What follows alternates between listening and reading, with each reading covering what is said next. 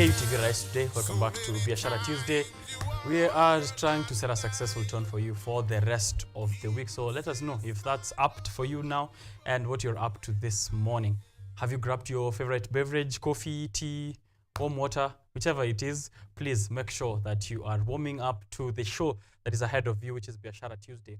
A conversation on business, the politics of the country, and also maybe a bit of technology here and there, depending on how that springs up. That was Peter Morgan, and we are just paying tribute to a man who died a few days ago and was part of a legendary group, I think family group, the Morgan Heritage. They've won Grammys. They actually did win one in 2016 for their album Strictly Roots. Yeah, so you can be tuning into that, the best reggae album in 2016 that got the Grammy. He's a son of renowned Jamaican reggae artist Dendroy Morgan. He and his siblings, of course, have been the ones who have formed Morgan Heritage since 1994. So we thought it's apt that we do pay that kind of tribute to all those who listen to the great genre of music that is reggae music.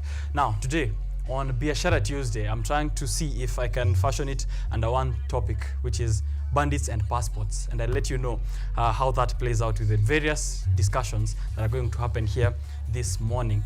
Let's begin maybe from the international front, where the Finance Action Task Force, FATF, has placed Kenya under a grey list of 23 countries, which include some like Tanzania, South Sudan, Nigeria, and a host of other countries in Africa, which are going to be labeled as a conduit for money laundering, a wash haven in other terms. So we were placed on this list last week after, of course, having been on a high-risk note or a high-risk watch list by that anti-money laundering watchdog. This is an international firm or an international watchdog which puts countries that are providing a financial hub for money laundering, gold scams, and all of these activities that bring in dirty cash that is financing terrorism and other activities. So it seems that you have not put in enough measures to go against these kind of activities which are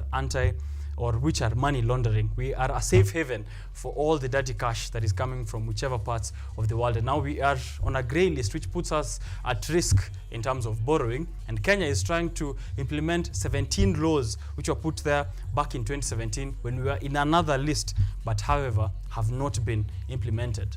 Appearing before the National Parliament, CS Ndungu of the Treasury is saying that we are putting in efforts to ensure that these 17 laws are being implemented. So who is failing, given that Parliament already passed these laws way back, probably 10 plus years ago, or to put them against to put them against money laundering. However, it's funny because those are statements which are happening in Parliament. This is the Cabinet Secretary of the government of the day speaking or assuring members of Parliament who are still in the government of the day and talking to them about the measures that they are putting against money laundering. But who do you expect, or who can you guess is involved in most of these activities? The Finance Action Task Force is pointing out towards lawyers, real estate agents, and casinos in Kenya, which are enabling this activity to go on. Who do you think are the financiers behind these lawyers, casinos, and real estate agents? I'll have you take a wild guess, but you won't go further than the hallways of Parliament. I'm not mentioning any names. Bandits and passports. So that is happening while in Kenya 2 days ago, or just this past weekend, we were treated to a spectacle of a crusade at Nyayo Stadium. We are now a nation of prayers, and the honest men as State House are making sure that you're following the right path. A few weeks ago, when we were having a discussion here on Biashara Tuesday, Nick Mwadime Mwangi pointed out towards the spokesperson of the government being the only one who is a voice to the issues that Kenyans want the government to take care of. He was reacting and responding to various issues which were happening, including the Embakasi fire, where the spokesperson of the government was the only person was the first person to speak out against those ills. However, on the Twitter pages of the spokesperson of government this past weekend, we were told that the only path to heaven for Kenyans is through Christianity or through such intercessory prayers and crusades which were held on a national level, where the president was the host, the first family was the host, and prayers were done over the country, over the republic, the president, and the first daughter of the president, William Ruto. The conversation on the separation of state and church will likely spring up now once again after, of course, having had this discussion when President William Ruto was taking over power as the fifth of the republic. Because Biashara Tuesday is where all these conversations start. We set pace for the rest. We're going to have that discussion here with Nick Mwadime Mwangi on the separation of church and state. How do we go about this proliferation of prayers and Christianity in the republic, as the president has been spearheading it since he took over power?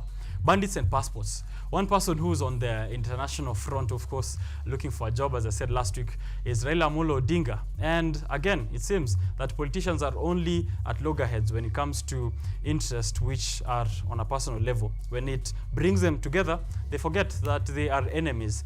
We were treated to a very interesting photo from the State House over in Uganda, where President William Ruto and opposition chief Raila Odinga met with President Yoweri Museveni in their bid to rally the African continent around or behind Raila Odinga for the top job at the African Union.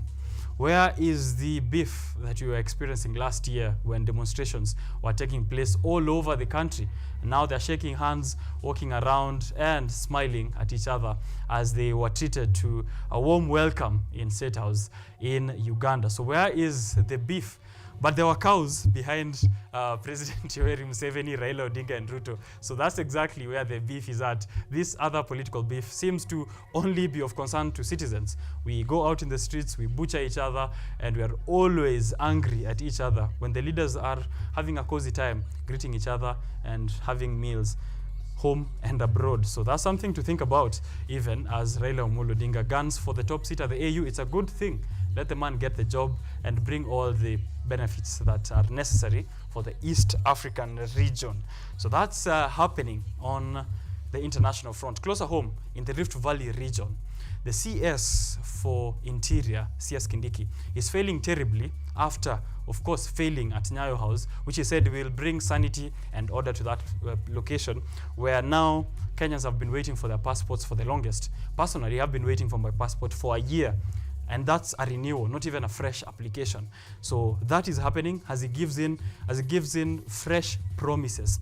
This government is notorious for fresh promises, fresh wars, and so many new things which are promised every single day and have been promised since they took over the government. So they've promised a fresh war in Nyayo House, promised a fresh war in the Rift Valley regions. Bandits are still killing people in that side. 2 days ago, 3 people died, one including a minor in Baringo. That is 4 days after another attack happened in Baringo South, where an NPR officer, a national police reservist, was shot dead. And this attack also left a deputy head teacher injured, nursing wounds, and a motorcyclist as well. In Samburu, residents were out demonstrating yesterday against the bandits and an attack which has left 5 people dead in 5 days. This year so far, 17 people have died that we know of because of this banditry attacks which are happening in the Rift Valley regions. So what is happening in the Interior Ministry? Last year, people were evacuated from the Rift Valley region to enhance efforts against bandits. But it seems that the fruits are not bearing. Are there people in the government who are protecting against this kind of activities, or is the government just not up to the task in ridding us of this menace which is affecting so many lives and, of course, displacing families, and we are losing a lot of young people and as well as lives of citizens of the Republic. So something that is happening there, bandits and passports, as I said, that actually puts it into perspective. Bandits and passports, a docket which CS Kindiki should be taking charge of. We'll be having those discussions, including what is happening on the papers. Budgeted corruption. I've seen a headline there in one of the dailies. It's going to be an interesting discussion when Nick Mwadime Mwangi comes in on through to the show and is brought in someone else, of course, here this morning to help us also get a fresh view from Dorcas Mugambi, youth leader from Embu County. She'll be here on the show to let us know what she's up to in the areas of mentorship and also politics, but also commentating and reacting to the happenings of the day. International Wheelchair Day is this Friday, 1st March 2024. We're having a conversation on inclusive and accessible society for people who are living with disabilities.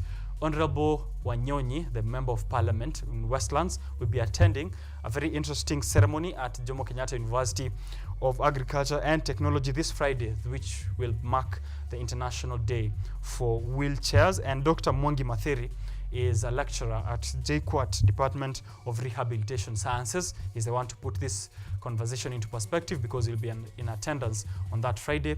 We'll get to know what activities are prepared for the day and why it's important for us to celebrate that and ensure that there is inclusion and accessibility for people who are living with disability as they try to make a living within our society. Welcome to Biashara Tuesday. That's just trying to give you a perspective or a peek into what we are prepared for you this morning. So make sure that you're tuning in for that and much more from now till 10 in the morning. Tag us at KUTV Kenya on my personal handles at Richard_OKENYE. Use the hashtag Rise Today, hashtag Biashara Tuesday. Let's have fun. Give a shout out to anyone you'd like to tune into the show, and then we'll see what your comments are looking like on the live stream as well. KUTV Kenya on YouTube and Facebook. Leave us a comment. Let us know where you're watching from and how you're feeling this morning. We'll be having an exciting time all the way towards the end. So welcome. Let's have fun and let's kick it off.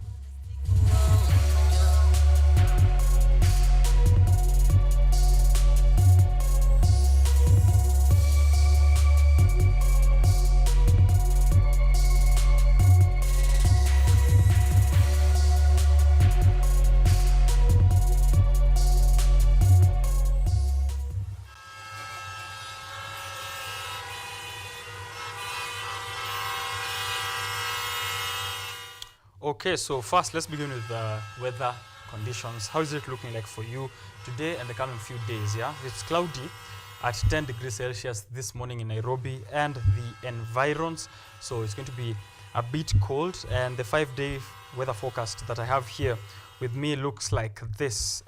Today 29 degrees Celsius highs, and there's expected precipitation at 80% chances. Lows of 10 degrees Celsius. And tomorrow 26 degrees Celsius highs, 15 degrees Celsius low. That's going to be also chances of precipitation. It's going to be cloudy.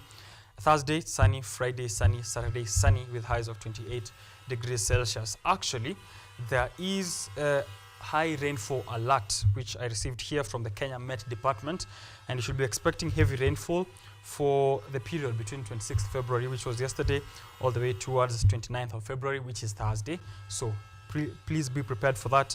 The severity of the rainfall is going to be moderate, so moderate probability of occurrence at 33% to 66% chances. So dress warmly and be prepared for that. This is a message addressed to every Kenyan and also to the presidency, the cabinet secretary, the Ministry of Environment. So I'm hoping everyone will not, or no one will say that they were not warned of the upcoming weather conditions or weather changes which are expected. So heavy rainfall in some parts of the country, and then chances of precipitation all across other parts.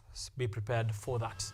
Traffic and transport conditions in the city and the environment. So how is it looking like for you this morning from Doni to town via Jogoo Road? Sio kubaya sana, but hapo Posta stage after Uchumi kuna tax collectors wanasumbua matatu. Tax collectors wa Eastlands ni 100 kila gari. So do your work. DCI, NPS, EACC Kenya, kuna tax collectors. Jogoo Road from Donholm to town. So please, hapo Joshua Mabali anasema traffic is all right, but that's the issue. That's the only issue. Mekatilili KE anasema tuko rada sana. It's cloudy in Nakuru, foggy in Kijabe, and traffic is very clear from Nakuru.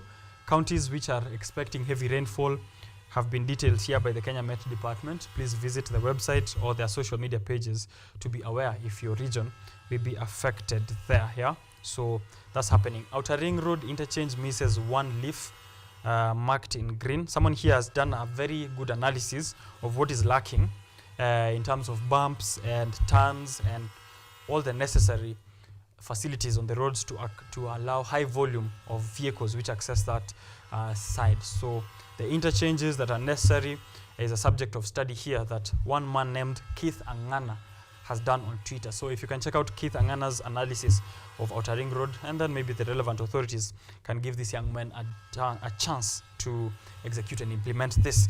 Also information from Thika Road, inakaa kuko sawa sana leo asubuhi. Watu wanangoja mshahara ndio wa fuel magari.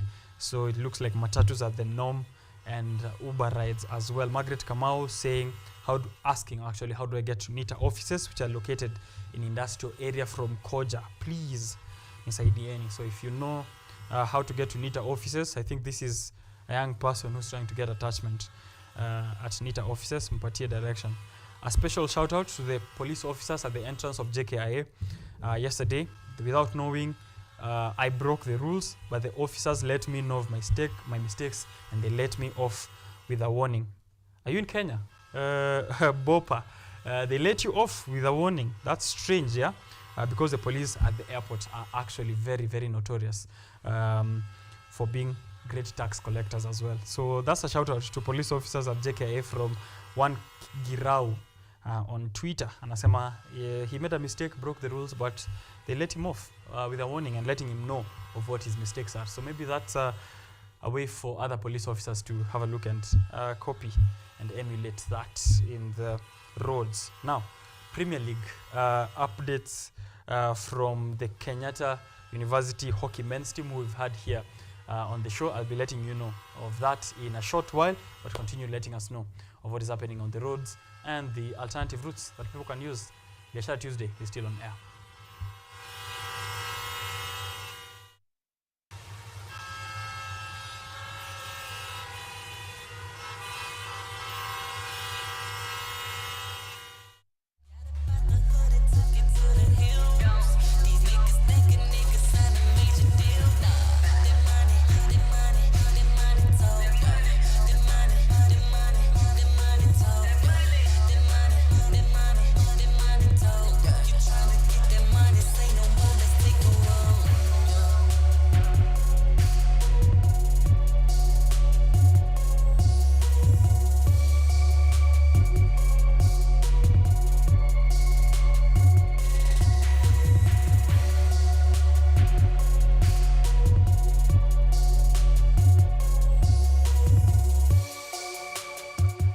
There's need for everyone to participate in building the economy, and I think that's one message you can agree on with the Kenya Kwanza government, and that is a message that we are trying to send here on Biashara Tuesday. When it comes to building the economy, we have to put all our hands on deck, including people living with disabilities. So how do we ensure that we are coexisting and we are ensuring that the places where they are earning from, the places of work, the places of education are accessible?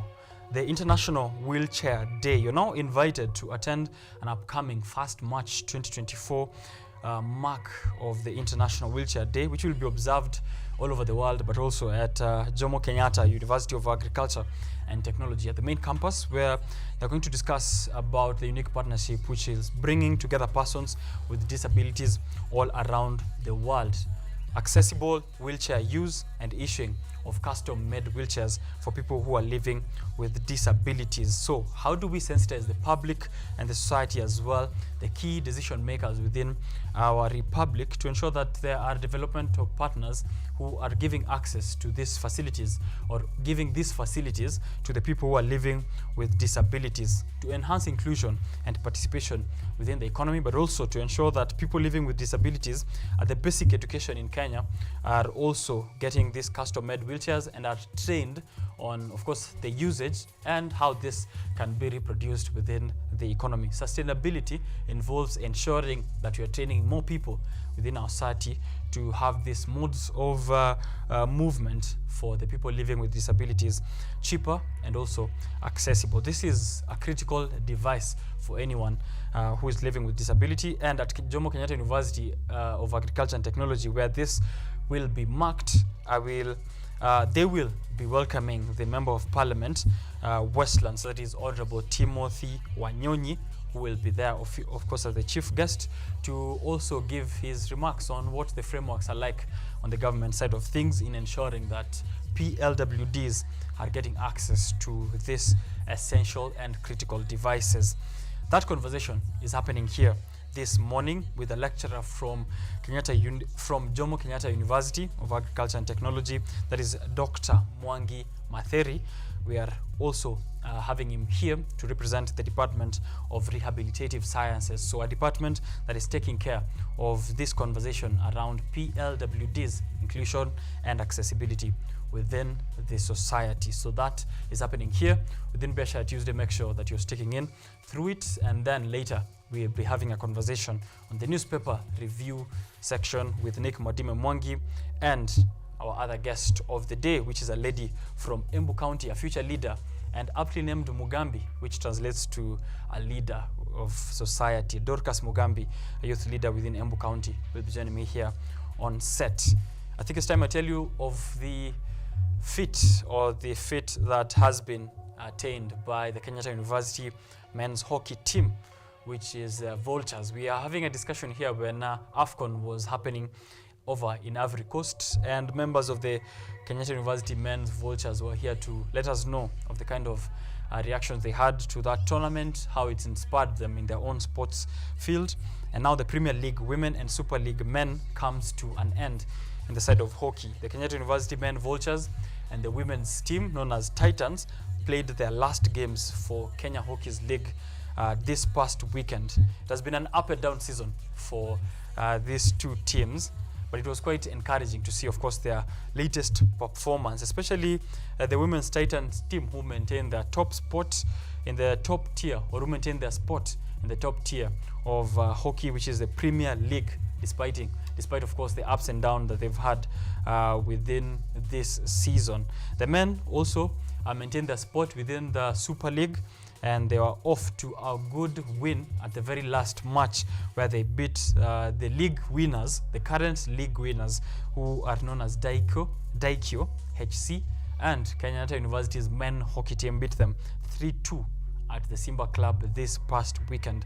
So the focus now shifts to the KUSA Games and the national games set for March, with the preparation that are currently ongoing for the next season underway within Kenyatta University. So I thought it's apt that we congratulate these two teams at Kenyatta University who continue representing the university and, of course, showcasing their talent all over the world. And we've seen this, of course, even with the men's football team, who also represented Africa at the International University Games, which happened in China. So if you want to support these young men, this is the right channel to use to reach out to them in whatever form and means that you'd like to come in: financial partnership, brand collaboration, and any other way that you feel you can plug into the young men who are in the sport or in the business of sports. What is happening all over the world? We'll look at that as well and give you updates. Welcome to Biashara Tuesday. If you're tuning in for the first time, let us know where you are watching us from, and we will be giving you a shout out as we go on. Let me take a break, and then I'll be right back. Don't go too far.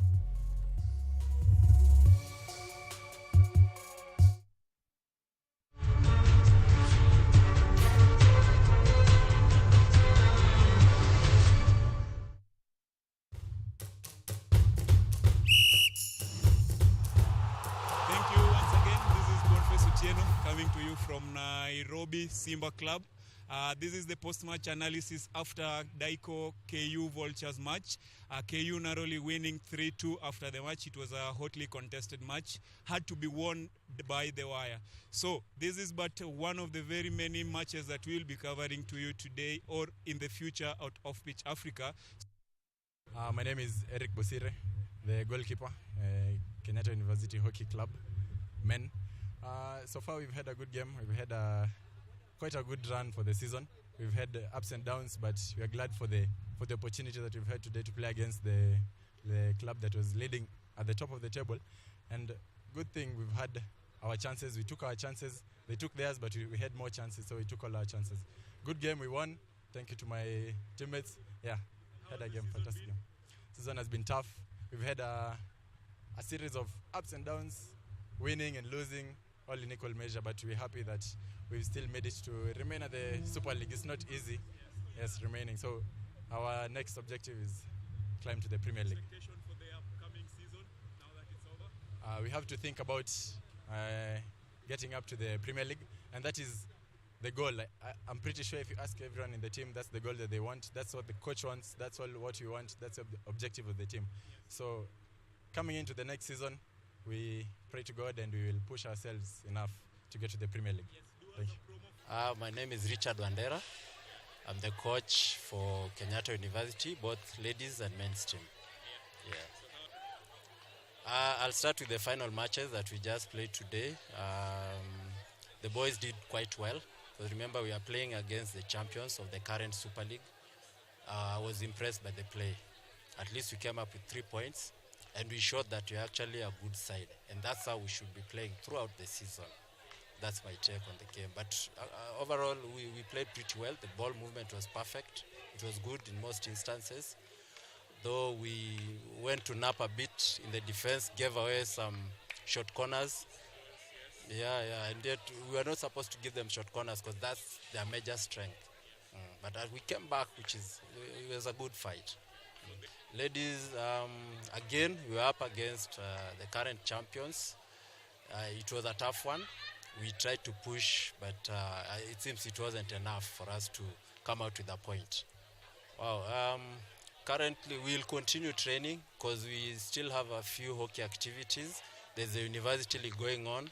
There's a KUSA playoffs also coming up in the course of next month. And the league should be starting anytime from, I think they've indicated March. So we'll continue preparing for that. If a good player comes along, but you see for the university, we depend on the students. The next intake is in September. So unless maybe there's a player who is hiding somewhere. We'll keep pushing because my spirit is we have to continue progressing. Progress has to be constant. So I'm hoping that progress will push the men's team to the Premier League. And since the ladies are maintaining in the Premier League, then just to push for a better finish in the next season. Hopefully top 3, who knows, qualify for club champs. Yeah. Welcome. Thanks. Thank you.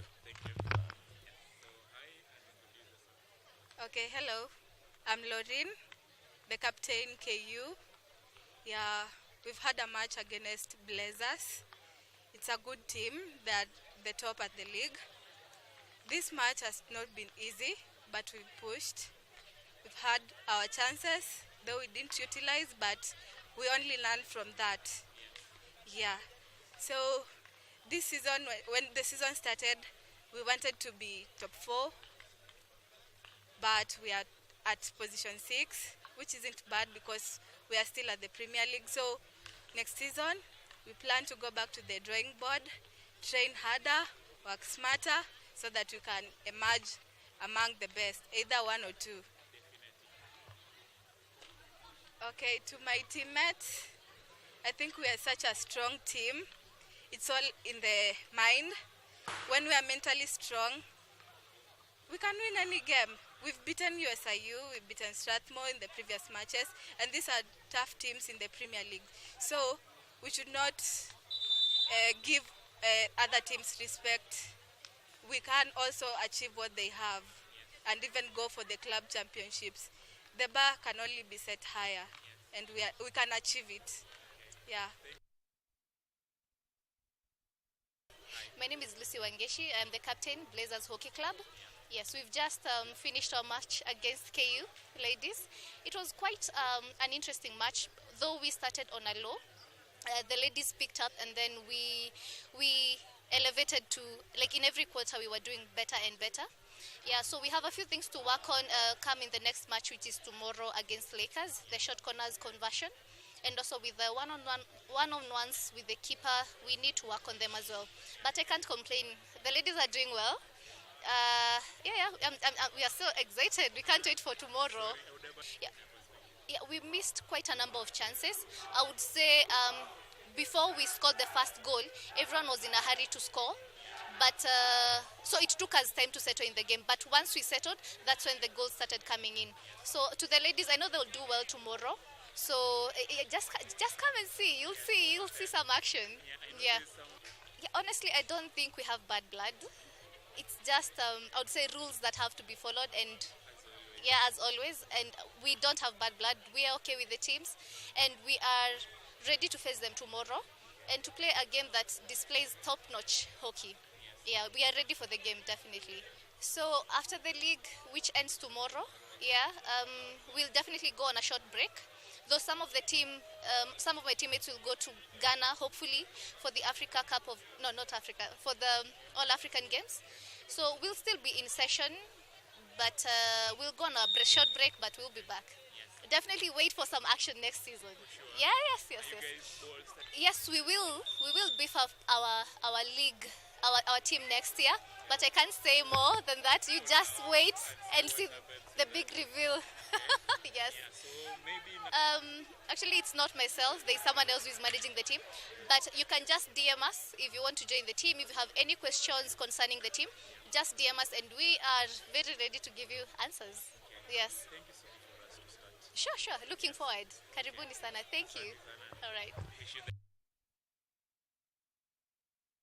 So stay tuned. Give us your thoughts. How did you like the match? Who was your man of the match at this particular moment? So Daiko has something to think about as they go to the Premier. They have been left with a lot to ponder over by the Super League mischievous boys, KU Vultures, as they put it. So thank you for staying tuned, and stay tuned for more to come from this platform. Once again, I'm Boniface Otieno, coming to you from Nairobi Simba Club Dashmesh Stadium, where again I'm emphatic win by the KU Vultures team. So thank you, and subscribe to the channel.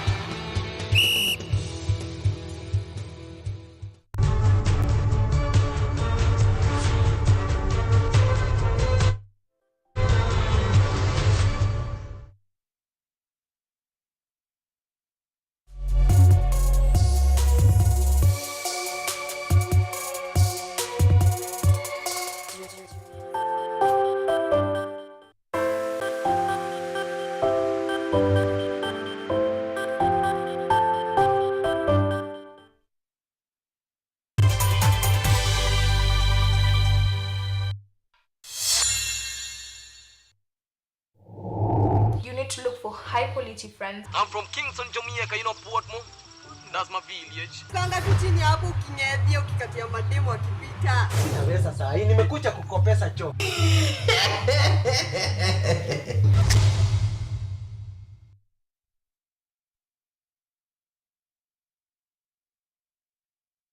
Are you an aspiring media practitioner, a graduate, or you just want to advance your skills in television production? Then welcome to Kenyatta University, where education meets innovation. KUTV, the premier university television station in Kenya, is now offering short courses in TV studio, field technical operations, and video editing. Through these courses, you will acquire hands-on skills on camera operations, media production, lighting techniques, audiovisual editing, and sound and visual control, and how to operate key equipment in modern TV control room. Enroll today at KUTV and discover your full potential in cutting-edge TV broadcasting. Graduates of these courses will receive professional certificates. For more information, visit our offices at KUTV Studios or call us on 020-870-4252 or 020-870-4255 or SMS us on 0739-110-544. KUTV, a new experience.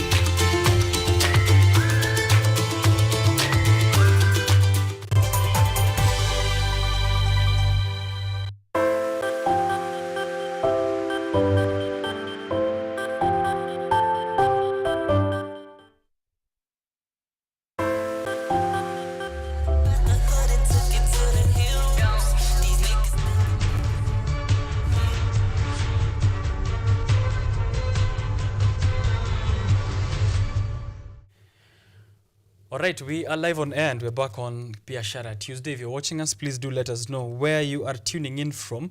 That was interesting to see my producer and director here at KUTV, Boniface Odhiambo, for the first time in front of a camera, and it's interesting. Please do make sure you follow up on his work.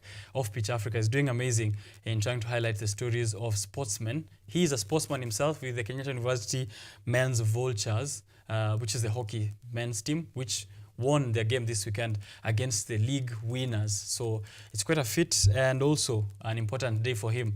A day of fasts, I'm sure, for him and the team as well. So congratulations to the whole team and congratulations to Boniface Odhiambo, to be very specific, and Off-Pitch Africa, which you can be checking out on the work that they have done so far. Now, you're invited for the International Wheelchair Day this Friday, 1st March 2024, which is a day to mark accessible technology, but to be very specific, wheelchairs. And it's happening also a very important discussion that will be there at JKUAT. JKUAT is the Jomo Kenyatta University of Agriculture and Technology, and it's apt that they're the ones who are taking a look at this assistive technology. I'm having a discussion with a lecturer from that side of university, which is Dr. Mwangi Matheri at the Department of Rehabilitative Sciences. He's here already, as you can see with me on set, so I'm going to allow him to do justice to his introduction.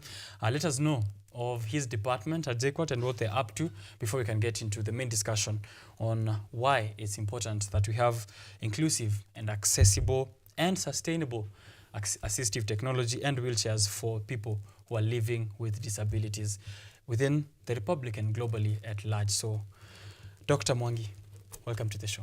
Thank you for welcoming me to the studio. I'm Dr. Mwangi Matheri. I'm an expert in disability services and support area, and my area specifically, basically, is physiotherapy, but within the broad area of rehabilitation. Okay.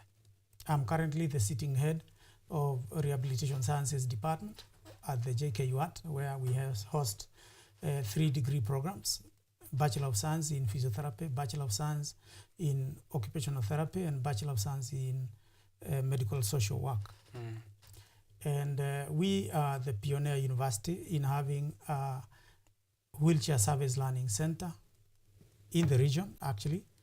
And we are also at the head of the upcoming proposed Regional Assistive Technology Center of Excellence to be built along Kenyatta Road, specifically on areas of assistive technologies, or the 6 areas of disability experienced by a human person. And therefore, as a university, we are moving forward as a department to ensure that we are broadly covering or broadly engaging in all the areas that human beings require in order that they become included in society and in all spheres of life. Okay. Yes. Welcome to the show. And that sounds like a lot of work that you're doing, and you're up to a JKUAT. It's commendable and very apt for this conversation. So Friday is the International Wheelchair Day, falls on March 1st. Could you let us know of the significance of this day and why it's observed? Yes, the International Wheelchair Day was proposed by Steve from UK, who is a blogger and a wheelchair user, in 2008. And they later on, of course, found that it is good to put it within a day that the International Wheelchair Users Day was group was actually registered. And therefore, it becomes a behavior, of course, developed from that suggestion that we are able to observe the Wheelchair Day in order to honor people who are using wheelchairs, their resilience, their ability to stand the whole day and weeks and years using the wheelchairs and still engaging in the world as just like another person. So it is an important day because also we respect and honor those people who also have volunteered to support people using wheelchairs. And in fact, you can imagine about the engineer, you can imagine about the health worker, you can imagine about the caregiver, all those people that come together in order that they can support that person with a wheelchair. Yes, it is also a time for us as a country and a people to reflect on the actual needs of people who are not able to walk. Yeah. Yes. All the needs. All the needs. Including the wheelchairs as the main conversation, but also accessibility at large. Accessibility and inclusion in all spheres of life. Actually, the uniting to act, or the call to action that I see here, is a call for inclusive and collaborative efforts in combating persistent mobility barriers. So maybe if you can talk about the mobility barriers, how do they look like currently? mobility barriers are created by us as society. Mobility barriers are those things that we construct amongst us, like buildings, and we do not recognize that we are abled differently. Mobility barriers are not providing for the mobility component. If you do not provide a gadget that provides somebody with the ability to transit from one space to another, that is a barrier by not providing. And also mobility barriers are attitudinal, because we could have an attitude of not including people. And therefore we make our ways to the spaces, whether in the sports arena, in recreational areas, in classrooms, at place of work, by not creating those environments or adapting them for those who are able differently. We, in a nutshell, actually are falling off and making the world not including others, and therefore creating barriers. Creating barriers is actually a social issue. Yes. And it needs fixing by everyone. By everyone, society, not yes. just people living with disabilities. This is something that even if you didn't have someone living with disability or able differently, you should be thinking about. So if I was that kind of person, and we are talking about accessibility and inclusion, how do I participate? Let's say I have no one in my family who's living with disability, but this is an important conversation for everyone else in society. How do I come in? If you're talking International Wheelchair Day, are these also people that you're considering in the conversation, and how do you plan to include them? Yes, you can be born in a family and you don't have somebody with a disability. Yeah, and it's very hard to... But it is also important to realize that you meet all the people in your house. And therefore their grandmas and grandpas, and probably also if you are not fortunate to have met them, you have seen your neighbors. And also when you venture out, you also meet the society where we have those different abilities. And therefore you are part and parcel of the society beyond your family. You are part of and parcel of the society, and therefore, and number two, you also need to remember that you are only at this time walking and not facing barriers. But the next time you go to a hospital and probably again you are not able to do things, you meet yourself on a wheelchair or a stretcher. Now it's you now. Now it's you now. So we are all candidates of needing a wheelchair. And therefore, by participating in the awareness and activities around reminding people of the need to create inclusive societies and inclusive environments, you are actually helping to make the environment in which you might meet yourself conducive, adaptable, and therefore not restricting. Yes. All right. Collaboration is key to achieving this inclusivity, and I'm sure that also involves that sensitization of the public, stakeholders, key decision makers, developmental partners. I think we can also talk about that before we get into the details of the day itself. Does JKUAT collaborate with other institutions, organizations on projects which are related to this assistive technology? Definitely. We are in collaboration with Motivation Charitable Trust, Latter-day Saints. We have Tim Wanyonyi, Honorable Tim Wanyonyi, who is a strong supporter. He is the founder of the Kenya Paraplegic Organization. Oh, nice. And therefore, he is playing a key role in actually the provision of the key role of providing people who are able differently with assistive technologies, and particularly the wheelchairs, and is keen to ensure that every person in Nairobi has a wheelchair that is appropriate. And of course, he is repentant of what he may have done in the past, not having provided an assistive technology that is appropriate. And therefore, also we have other partners in coming in, because we have the WHO. We are working closely with WHO. We are working closely with the MOH rehabilitation section, and therefore we have actually working collaborations in JKUAT that are making the issue of the wheelchair service availability and also functional, actually, or to function. That's what I mean. Okay.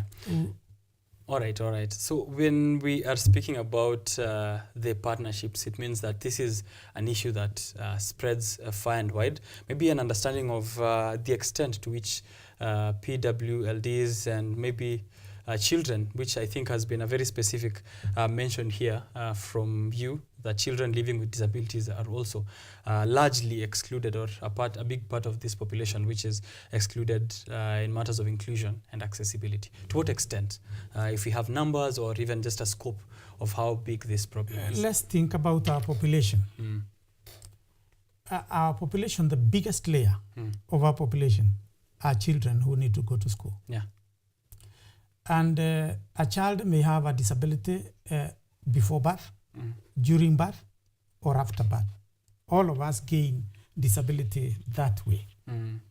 And of course, the interaction with the environment in which we live, we develop disabilities. Now, imagine that a child is born with a disability, or before birth, after birth, or during birth. And then that child has to go to school to develop the skills or the learnings the brain needs, and then the learnings to skills in a college in order that they become adults with employable skills.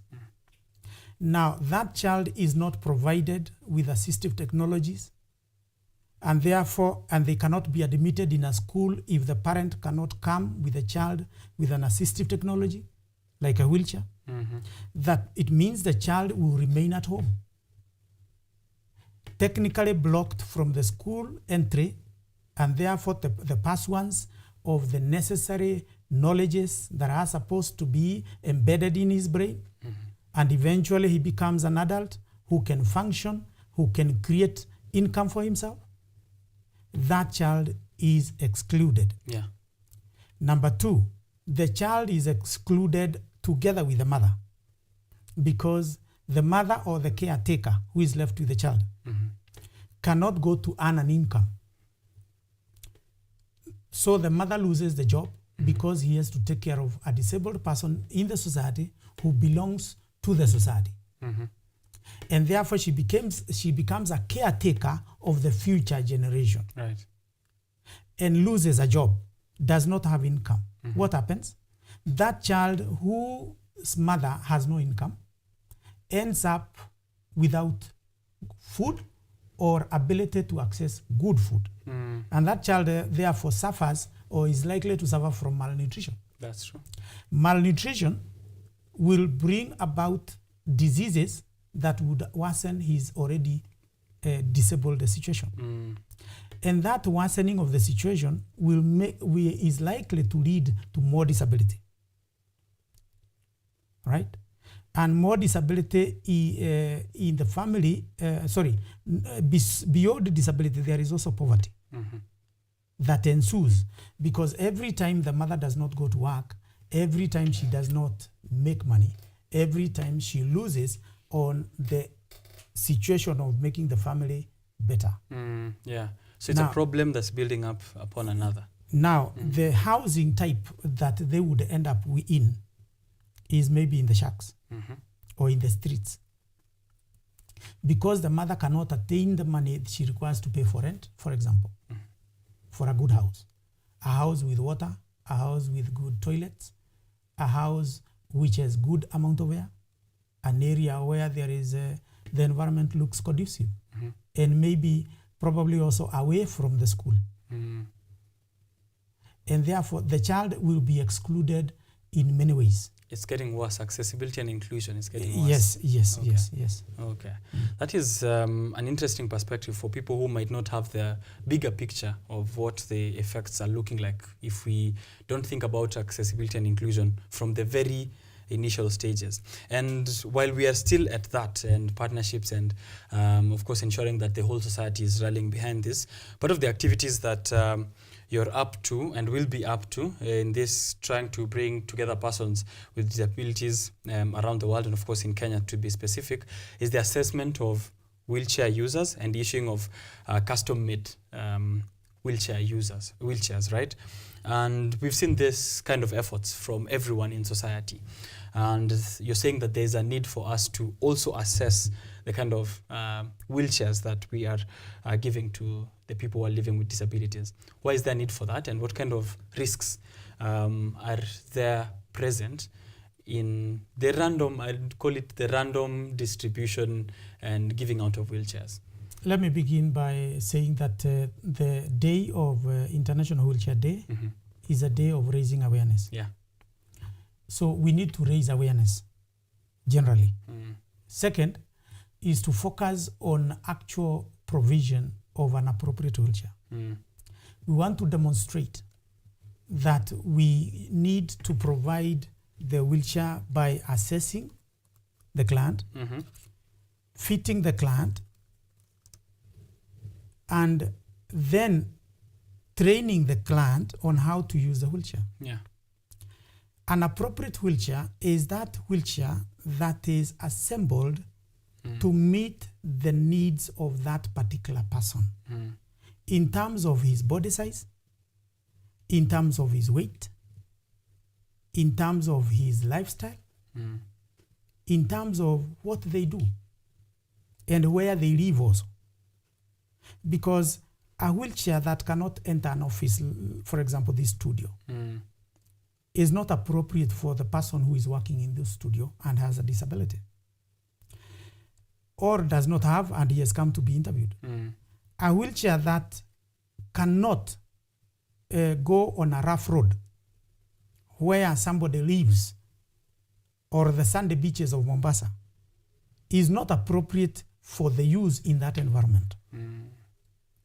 A wheelchair that cannot support the person from all the sides and take the body weight and distribute it equally so that they do not get tired. They take the whole day using the wheelchair. Yeah. It is not appropriate. A wheelchair that has taken somebody's posture to become a deformity, or rather the posture might have been good initially, but because of the inappropriate wheelchair, they have to fit. They have to carve themselves to fit in the wheelchair. That wheelchair is not appropriate. It is not good to use. Right. We cannot donate a wheelchair and claim to have done justice to a person with a disability, because what they do is the unfitting wheelchairs end up creating persons' environments to become an environment in which they develop bad postures, deformities, and eventually they cannot even fit in an appropriate wheelchair. They also develop pressure sores. How much does it cost to treat a pressure sore? 350 to maybe $1 million. Wow. It depends on the hospital you go. How long does it take? 6 months to 1 year. What happens if somebody was incontinent and contaminated the wheelchair? Or contaminated the wound or the ulcer. Yeah. It can go into the blood as an infection. And then you need very, very strong drugs for medication and admission in probably HDU and ICU. And you may never come back to the society. Because of that assistive technology that was supposed to make your life better. That was donated. Yeah. And somebody thought that he had done justice. It is injustice to provide an inappropriate wheelchair, and we are insisting that a wheelchair should be included in the medical list of medicines which NHIF is covering, the medical list of the things that are recognized as things that as medicines that should help persons who need care, because a wheelchair is one of the care items. Somebody may need an antibiotic. Another one may need another form of drug, like for diabetes. Another one may need mental health drugs. But one needs a wheelchair. They are equally having equal rights. Yeah, I see it. That's true. That the government has a very important part to play in ensuring that there's also safety in these wheelchairs. And I was actually going to get into that next part, which is disability mainstreaming. And maybe you can let us know what that means, because it's maybe a new term to many of us, and how important, because now you've already touched on it, that they can include this in what they're covering in the health insurance fund. In what other ways can the government further support initiatives like what is happening at JKUAT in creating a more inclusive environment for people living with disabilities, but also specifically to wheelchairs, such that if I am in Kisii, personally, I do have an aunt who has mobility issues. So they do actually require a wheelchair. And one of the things that we've struggled with so far is to get her one that is appropriate for her. So that's been changing. Every year on, she needs a different wheelchair. In what ways can the government further support to ensure that these users can get to facilities? Maybe they might not access the JKUAT Service Center, but they get to facilities where they can check the how good it is, maybe servicing, and all the other necessary measures around getting safe wheelchairs. Yes, let us begin at disability mainstreaming. Yeah. Do people understand what mainstreaming means? Mainstreaming means all areas of government services, education, employment, sports and recreation, infrastructure in terms of buildings, roads, that is transport, all aspects of human living, right? Whether you are a lecturer, you are a student, you are a military officer, all aspects and where human beings go and do things in order they learn, if it is in school, or they earn income if it is a job. All those areas are mainstream areas, including social services. And therefore, disability mainstreaming is to ensure all those areas, if they are built environments, they are inclusive. If they are policies, they are inclusive, and therefore they do not exclude people who are abled differently. Whatever the situation is, whether it is a service or whether it is an area where somebody goes and rests and enjoys, all those areas, when they are built in recognition of the different abilities, and therefore they become inclusive, that is what we call disability mainstreaming. Disability mainstreaming allows that the universities, all universities, should be able to admit students who are abled differently and give them education without telling them, you are deaf or you are blind, you cannot fit in this university. Yet they are actually national institutions, facilities from where learning and training takes place. JKUAT is heading there. Right. KU has been there. Right? Yeah. So it is every aspect of our lives where people go. That is disability mainstreaming. Right. From the aspect of what we are doing, we are only doing a little of what we should do, and you should also do a little of what you should do, and the other person and other partners also should contribute a little of what they know and they can do in order to make the environments in which human beings live inclusive, and also that the lives of persons with disabilities are improved and therefore they enjoy a good quality of life. Right. While we are still on government, I think a very special shout to Senator Crystal Asige, who was also born and abled differently, but is now fighting for the rights of people living or people who are abled differently. We are trying to change also the vocabulary around, we've moved, at least we've made steps from when we were insisting that disability is not inability. And now I think everyone has forgotten the word inability. It doesn't exist anymore. I think now it's time for us to move to the next phase of this language, which is abled differently.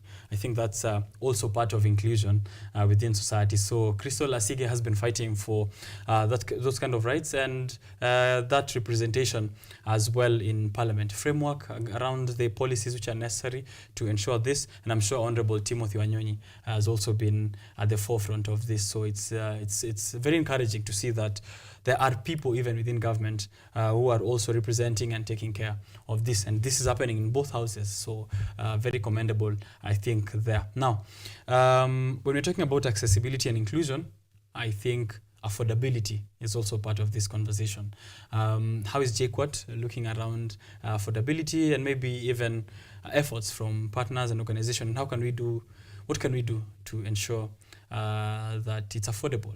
Because, as I said, I have actually an aunt who is also able differently and needs a wheelchair, but they are quite expensive, to be honest. How do we tackle the issue of affordability? Affordability is an issue of many factors. But all said and done, affordability is an issue of when government wants to make income or raise taxes on matters, on issues, on matters on the equipment or the facilities or the ATs, assistive technologies, that are required by persons with disabilities. Yeah. If somebody wants to make profit out of them, then I think that is when the government needs now to come clear and remove all the taxes. Yeah. Right? Then, of course, there are other players within the circle of the assistive technologies and matters disability. What is there that we can remove in order that we can make this person afford this wheelchair? Right? If we work as collaboratively as partners, we can decrease the price of the wheelchair, right? Yeah. And we make it available to people. Number two, we have wheelchairs which are being sold in Nairobi and other places, which are aluminium, and within 6 months they break down and they cost about 15,000. If the government had put a caveat that no such wheelchairs should be coming in Kenya, right? We restrict and we insist that the wheelchair that is going to be brought into this market has value for the money. Then we would have wheelchairs which are taking 3 years, 4 years, 5 years without breaking down. Yeah. And at least the canvas and other aspects of the wheelchair will have broken down before the metal. And probably also they can have been repaired once or twice. That is what JKUAT is insisting. We have developed a prototype wheelchair which we have taken through clinical trials. Nice. And which we want, and we are insisting that we should go full hog to national manufacturing. So that wheelchair, we have checked and found that people are saying it is comfortable, it is aesthetic, and if we can have a variety of those wheelchairs, but locally assembled, manufactured, we shall bring down the cost of the wheelchair and its access. Number two, with the upcoming WHO AT Center of Excellence, its logistics is to include the KEMSA distribution chain in order to make the wheelchair to move to every county, right, through the KEMSA chain.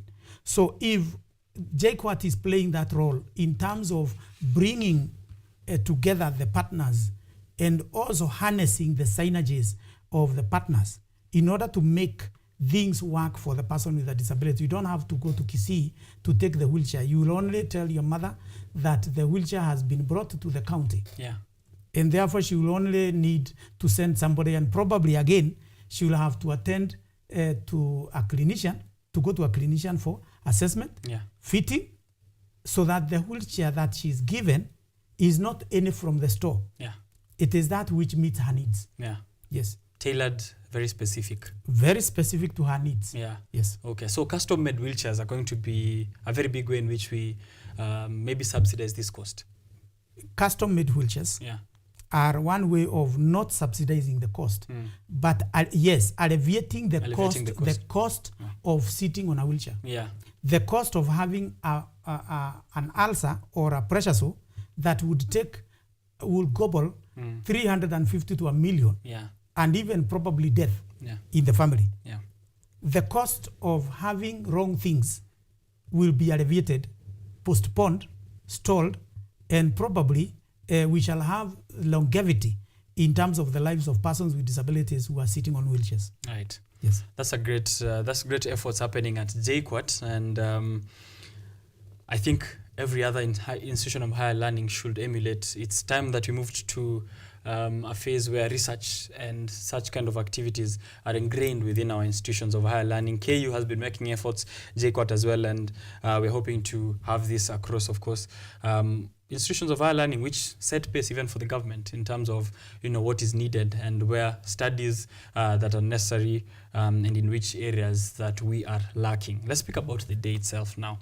On Friday, One, is it an open invite for people to just come through to JKUAT and observe the day and get sensitized? I know there's training that could happen. What kind of activities are geared for that day? Yeah, we have two specific things we shall do. Okay. We shall raise awareness. We shall meet at the flyover of JKUAT, that is the Juja flyover.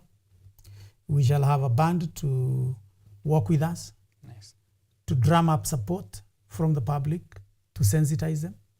We shall walk through all the way to the main gate of JKUAT.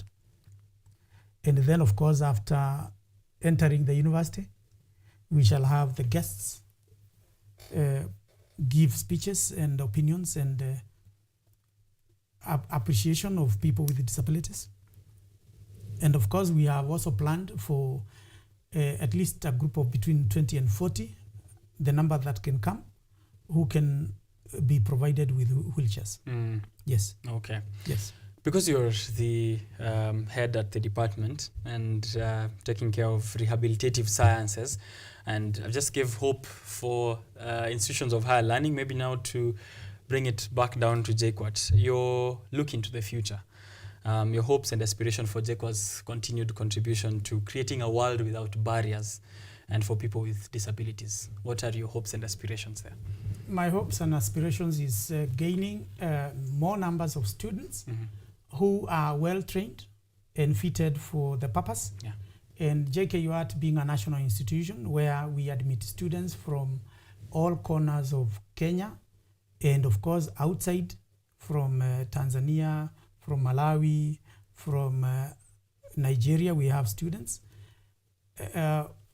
When we train students within our curriculum, we are likely to achieve what we call sustainability in terms of the appropriate wheelchair skills that are necessary for the provision of the wheelchairs and also for the repair and maintenance of the same from across the region.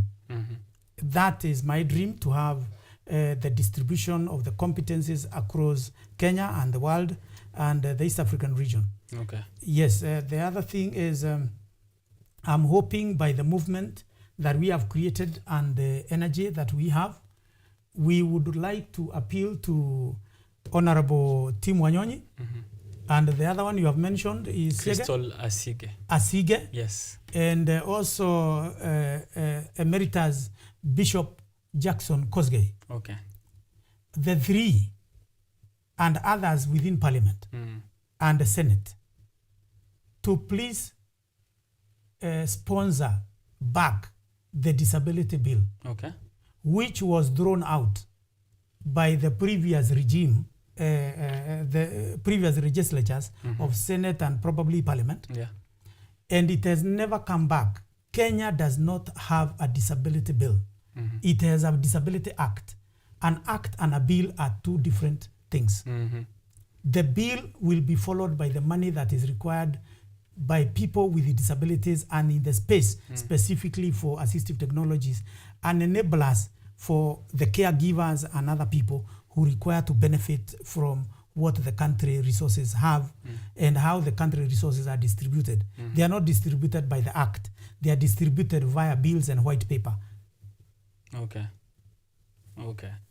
That is a call out to all the government and the stakeholders. Of course, we have been speaking disability mainstreaming, but focusing specifically on the international day that marks wheelchairs, or the International Wheelchair Day, 1st of March 2024, this Friday. Hopefully, after that conversation, they plan to generate a report that is evidence-based, that will be used further in designing an intervention-based disability mainstreaming approach. And all these efforts are being done by JKUAT and accountability, of course, also through Disability Mainstreaming Foundation of Kenya. Thank you very much, Dr. Mwangi Matheri, for having a conversation with us. That was Dr. Mwangi from JKUAT Department of Rehabilitative Sciences, and that brings us to the end of the conversation here this morning. If you are out there and would like to observe the day, you have someone able differently in your home, would like to get training, get information on special needs, accessibility, please make sure that you show up at JKUAT on Friday, 1st of March. And I think I'll give Dr. Mwangi this chance, maybe a call to action, a last word, maybe generally on accessible and assistive tech, and just a last word for sensitization purposes. Thank you very much. It is a duty for everyone to make sure that no member of his family is excluded because of the environment we have created at home, the environment that is outside our compounds, then the rules and regulations that we do propose in institutions where we work, and also in churches where we go for religious activities. If you observe in Kenya, you will find that in most churches, we have people who are deaf, but we have no signers. We have people who are blind, but we have nobody to escort them. Yeah. We need to change our rules and regulations within our institutions.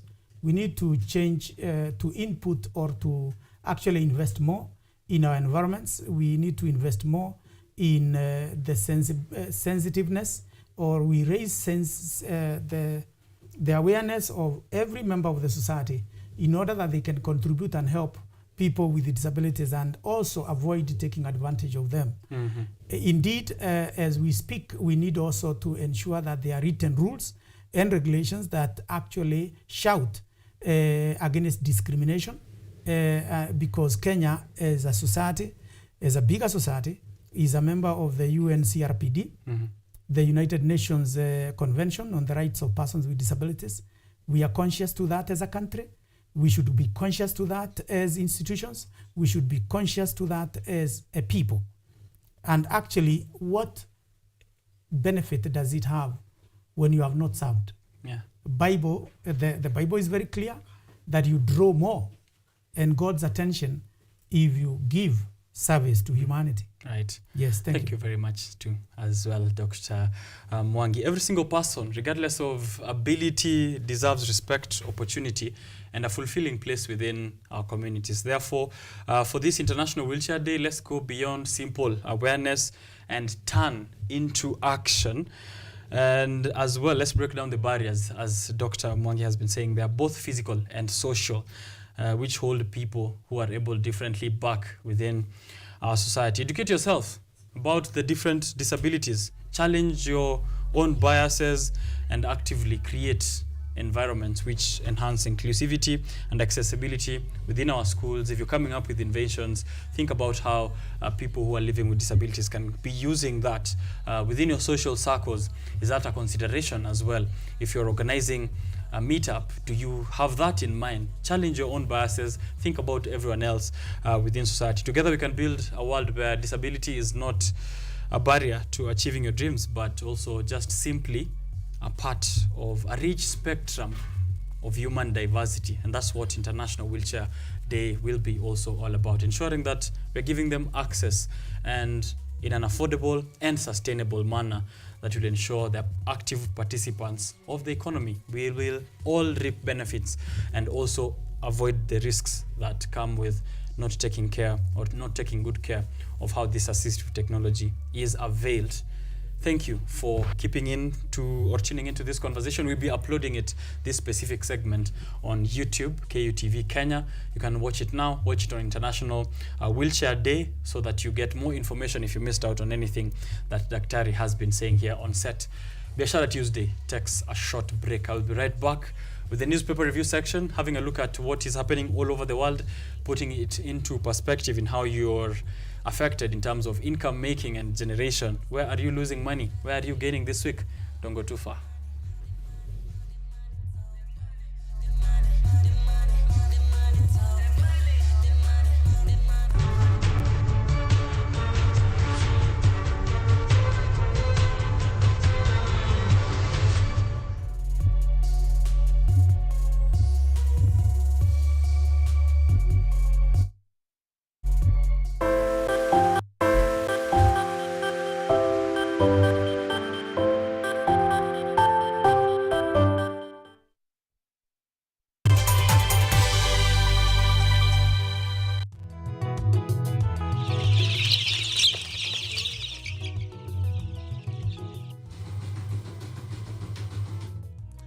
kaunti maarufu kwa kuzalisha maziwa na ukuzaji wa majani chai. Pia, serikali ya kaunti inawahimiza wakulima kukumbatia mitindo mingine ya kilimo kuzidisha mapato. Kama kuna kikundi moja inafanya biashara ya kuuza kuku, hao pia tumewafadhili kuwafunza jinsi ya kuhandle zile kuku kwa sababu wanaleta kwa wingi.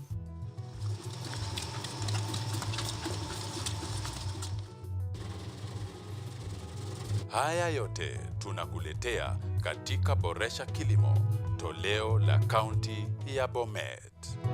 Kilimo ni nguzo kubwa kwa ujenzi wa taifa. Are you an aspiring media practitioner, a graduate, or you just want to advance your skills in television production? Then welcome to Kenyatta University, where education meets innovation. KUTV, the premier university television station in Kenya, is now offering short courses in TV studio, field technical operations, and video editing. Through these courses, you will acquire hands-on skills on camera operations, media production, lighting techniques, audio-visual editing, and sound and visual control, and how to operate key equipment in modern TV control room. Enroll today at KUTV and discover your full potential in cutting-edge TV broadcasting. Graduates of these courses will receive professional certificates. For more information, visit our offices at KUTV Studios or call us on 020-870-4252 or 020-870-4255 or SMS us on 0739-110-544. KUTV, a new experience.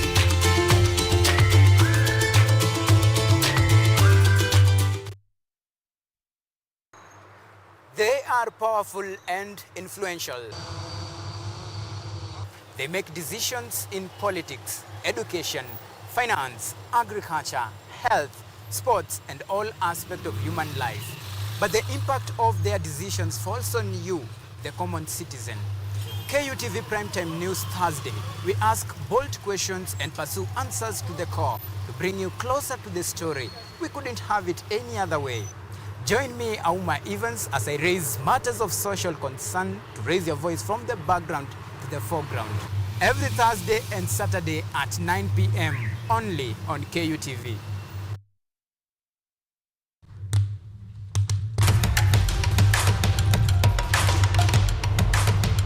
Access to knowledge. Solution to unanswered questions.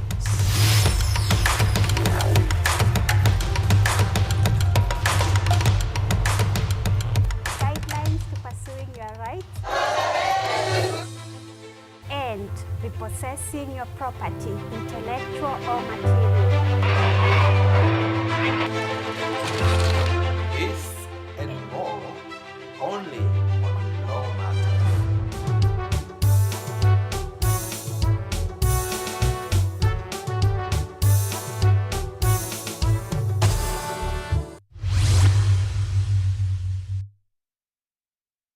Technology, science, innovation, ICT and research. These are the ingredients upon which the solutions to the 21st century problems are founded. In a world that is rapidly changing, it's all hands on deck to ensure a balance in all fields of life.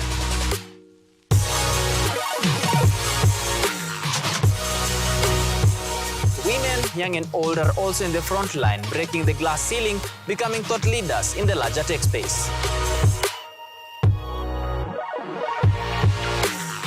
Not forgetting other societies marginalized.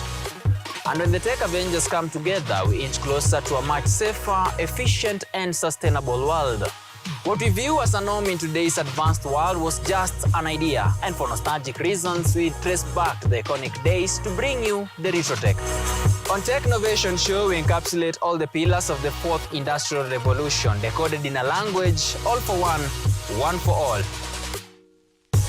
Every Monday at 8:30 as we push the mantra, keep learning something new each and every day. Only on KUTV, a new experience.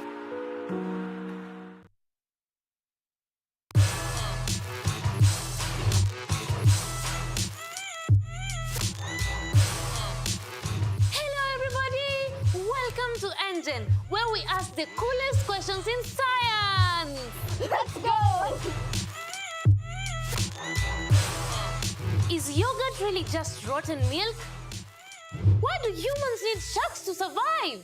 How did a 12-year-old boy from Africa invent modern vanilla farming? How do you deliver medicine to a chimpanzee? Can poop be useful? How can you save the planet by reducing air pollution? To help us answer these questions, we are inviting some wonderful guests from the world of science. They will enlighten you, make you hungry for knowledge, oxygenate your brain, and make your ideas flow. This is Engine Season 3. Let's go!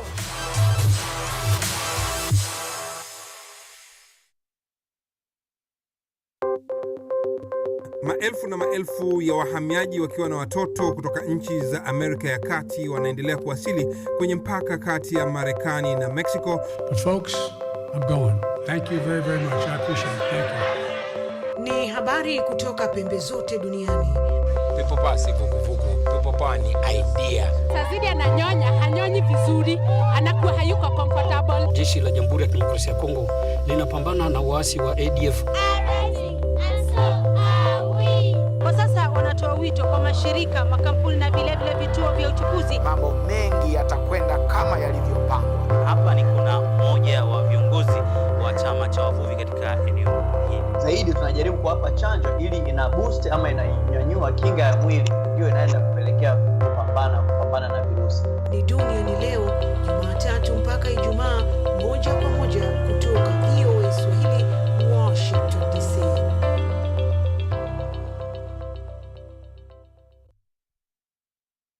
Haya. Vijana hoye. They speak to play politics. Kila mara yeye ananiwinda kama mnyama. Naambia yeye Mungu iko. Mungu iko na sitarudi nyuma. They speak words strong enough to change policy and the law. We have a very democratic system. We have a system that is based on the rule of law. They speak to the heart of the nation for the nation.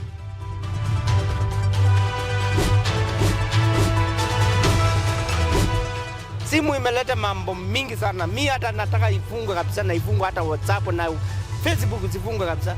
When facts get lost in all these words, we aim for the truth.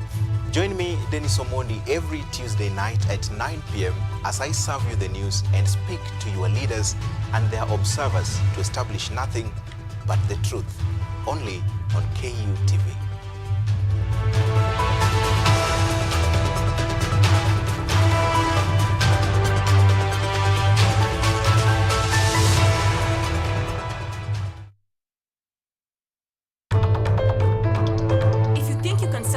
Without me, you're dreaming, Joffrey.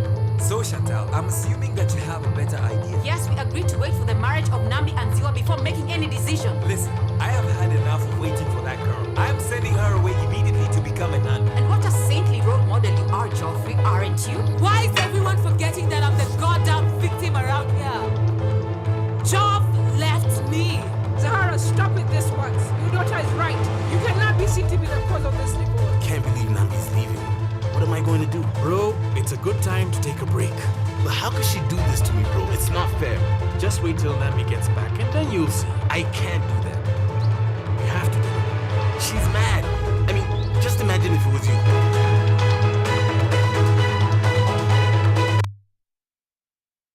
From the farm to the consumer, we explore agribusiness opportunities right here with you.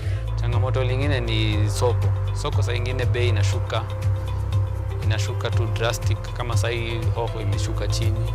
On Money Monday, we explore business stories and engage business professionals as reference points for analyzing investment opportunities. Last year, the economy grew by 4.8%, which is really an indication of the resilience of the economy. If we don't grow the economy, then we cannot have economic transformation. We shall bring you up to speed with everything taking center stage in the business world and the state of the nation. Join me, Ann Odida, every Sunday and Monday for captivating, entertaining, and informative stories at 9 p.m.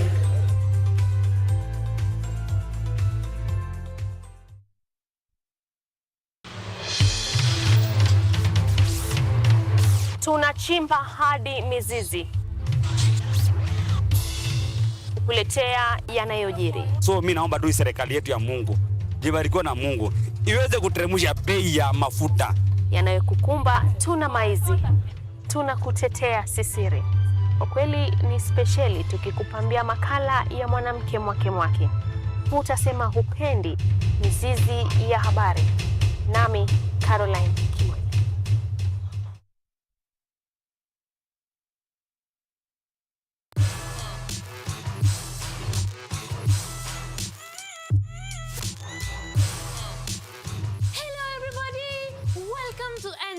Where we ask the coolest questions in science. Let's go! Is yogurt really just rotten milk? Why do humans need sharks to survive? How did a 12-year-old boy from Africa invent modern vanilla farming? How do you deliver medicine to a chimpanzee? Can poop be useful?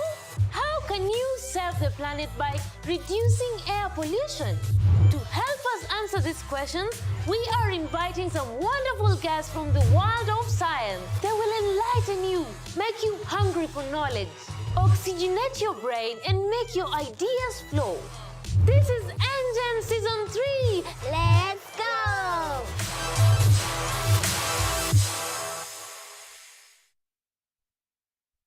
Are you an aspiring media practitioner, a graduate, or you just want to advance your skills in television production? Then welcome to Kenyatta University, where education meets innovation. KUTV, the premier university television station in Kenya, is now offering short courses in TV studio, field technical operations, and video editing. Through these courses, you will acquire hands-on skills on camera operations, media production, lighting techniques, audio-visual editing, and sound and visual control, and how to operate key equipment in modern TV control room. Enroll today at KUTV and discover your full potential in cutting-edge TV broadcasting. Graduates of these courses will receive professional certificates.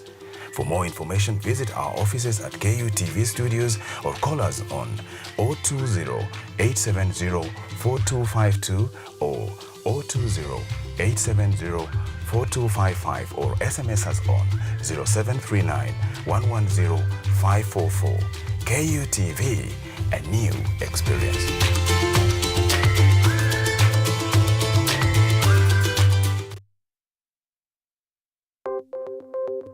Maelfu na maelfu ya wahamiaji wakiwa na watoto kutoka nchi za Amerika ya Kati wanaendelea kuwasili kwenye mpaka kati ya Marekani na Mexico. But folks, I'm going. Thank you very, very much. I appreciate it. Thank you. Ni habari kutoka pembe zote duniani. Pepo pasi vuguvugu. Pepo pa ni idea. Sazidi ananyonya, hanyonyi vizuri, anakuwa hayuko comfortable. Jeshi la Jamhuri ya Kidemokrasia ya Kongo linapambana na waasi wa ADF. Kwa sasa wanatoa wito kwa mashirika, makampuni na vile vituo vya uchukuzi. Mambo mengi yatakwenda kama yalivyopangwa. Hapa ni kuna mmoja wa viongozi wa chama cha wavuvi katika eneo hili. Zaidi tunajaribu kuwapa chanjo ili ina boost ama inanyanyua kinga ya mwili, hiyo inaenda kupelekea kupambana na virusi. Ni duniani leo, Jumatatu mpaka Ijumaa, moja kwa moja kutoka VOA Swahili, Washington DC.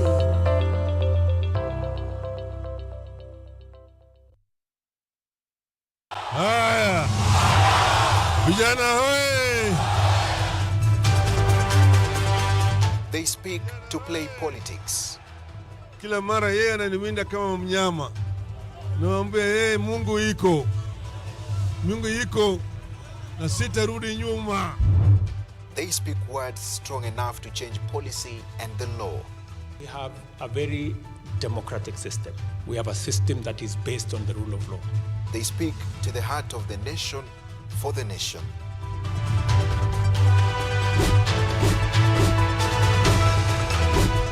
Simu imeleta mambo mingi sana. Mimi hata nataka ifungwe kabisa, na ifungwe hata WhatsApp na Facebook zifungwe kabisa.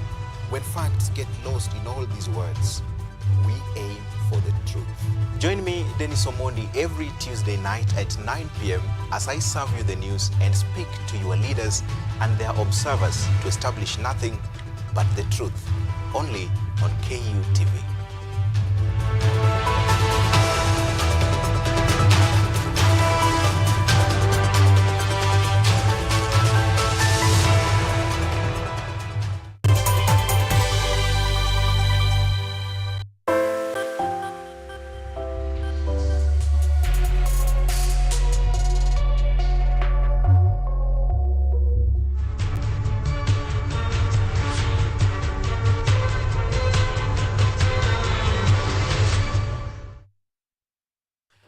Alright, this is Biashara Tuesday. If you are not aware, which you should be, use the hashtag Biashara Tuesday on social media, on all platforms. Tag me on my personal handle as well, at Richard_Kenya. I'll be seeing your feedback. I just remembered I did send the live stream to someone here by the name of Douglas Katwa. Ananiambia, wewe kila Tuesday unaniambia unitumie link au tumi. Ndo hiyo link. We are live on YouTube, KUTV Kenya live. Enda, watch a comment huko basi tuone kama hata wewe ni mwongo ama you stand by your words.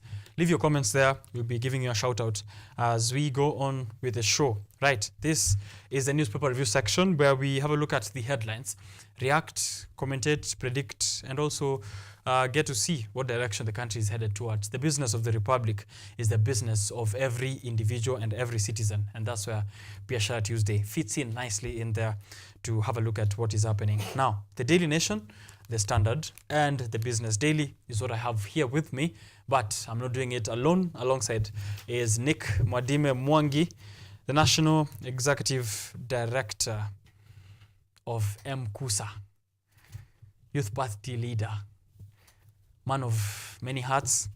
I'm never able to exhaust what Nick Mwadime Mwangi is up to. Pia, if we start speaking matters of autism and awareness, that is where he also comes in. I'm sure someday we can have a conversation on all his ventures because they cannot fit in a newspaper review section. So that's why he's here to only talk about the newspaper review section and all his other work. Maybe someday, yeah. Alongside him is Dorcas Mugambi, youth leader, Embu County, appearing here for the first time. Very happy to host her and to hear what her thoughts are around the major happenings in the Republic. Gentlemen and lady, welcome to the show. I'll begin with the lady, Dorcas. Karibu Biashara Tuesday. Please introduce yourself on the camera there, and then we can get to hear from Nick Mwadime Mwangi. Please handle it with your mic there. Okay. Yeah. Okay, thank you for the honor to be here today. So my name is Dorcas Mugambi. I'm a youth leader in Embu County. But by birth, I was born in Tharaka-Nithi County, in a small village and in a town known as Chogoria. Yeah, so by birth, I'm from Tharaka-Nithi County. By residence and some part of schooling and some part of leadership in Embu County, leading an organization called Embu County Campus Student Organization. Okay. Yeah, so it's an honor again. Then I would say this is a good morning. Yeah. And maybe before we proceed, Sana, I'll send greetings to my county. Yeah, sure thing. I'll send greetings to my county, to my governor, His Excellency, Governor Muthomi Njuki, to my area MP Member of Parliament, Mheshimiwa Kareke Mbioki, and to Mheshimiwa Patrick Munene wa Chuka Igamba Ng'ombe, and Gigi Morugara wa Tharaka. Okay. And also special regards to my CEO of the organization, CEO Nicholas Kasanga, of the EXO team. All right. Yeah, thank you. Tharaka-Nithi is the county of last-minute votes. Where I come from, Richard, we say Kumera. Yeah, Kumera. This is the right person for me to shikilia kama nataka presidency. They have to explain to us how a small county produces a lot of votes within short hours. Last minute especially. Utatuambia siri. Anyway, welcome. Thank you. Please do enjoy your time here on the show. Thank you. Nick. Yes, Richard. Karibu, man. Asante sana. Good morning to you, Richard. Good morning. The one and only. Man like him. From Alliance. Zero. Umemu Alliance. I was going for my county, but I don't want to go to Kisii because there are a lot of troubles there. I'll fix that. Let me constrain it to Nairobi. Okay. So let me say good morning to KUTV. Good morning to Director Ryan. Good morning to Richard. Good morning to the people of Roysambu. Jackie Kinywa, General Kinuthia Ndongo, Eric Makaveli, and one Melody Mwendwa. And also to thank the people of Resambo because they keep constantly sending me here every Tuesday to have a discussion and conversation with the one and only Richard OKENYE. Right. And not to forget the people of Mkusa, my good friends. I have today. Let me just mention them because they have complained a lot.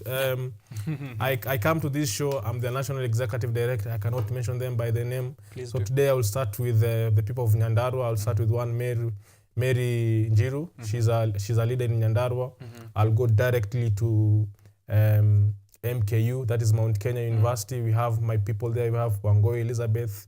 We have Thuku Kiare. We have and all the leaders there. And then, of course, I cannot forget my good friend who is here and our communications director, General Kinuthia Ndongo. All right. He's currently vying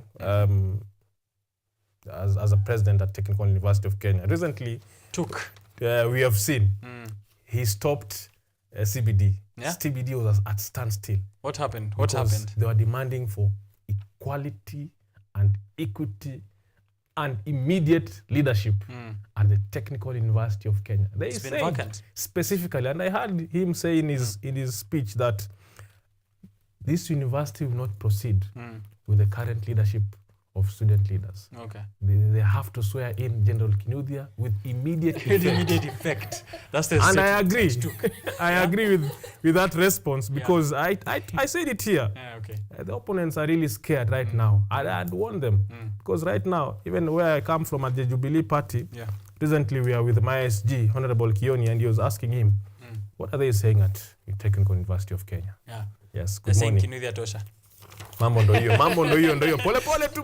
Ukishuka pale kwa reli, ingia tuk, salimia General Kinuthia.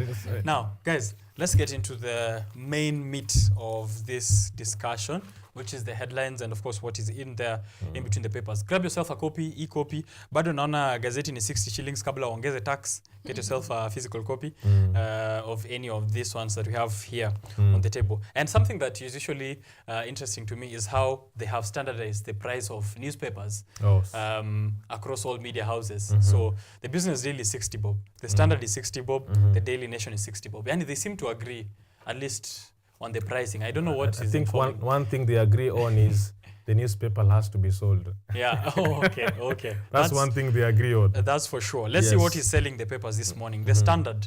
On the headlines, we have the drugs disaster. The drugs disaster. Data from the government reveals the war against drug and alcohol abuse is far from over. The risk of youth getting trapped in the addiction is more real than many have imagined.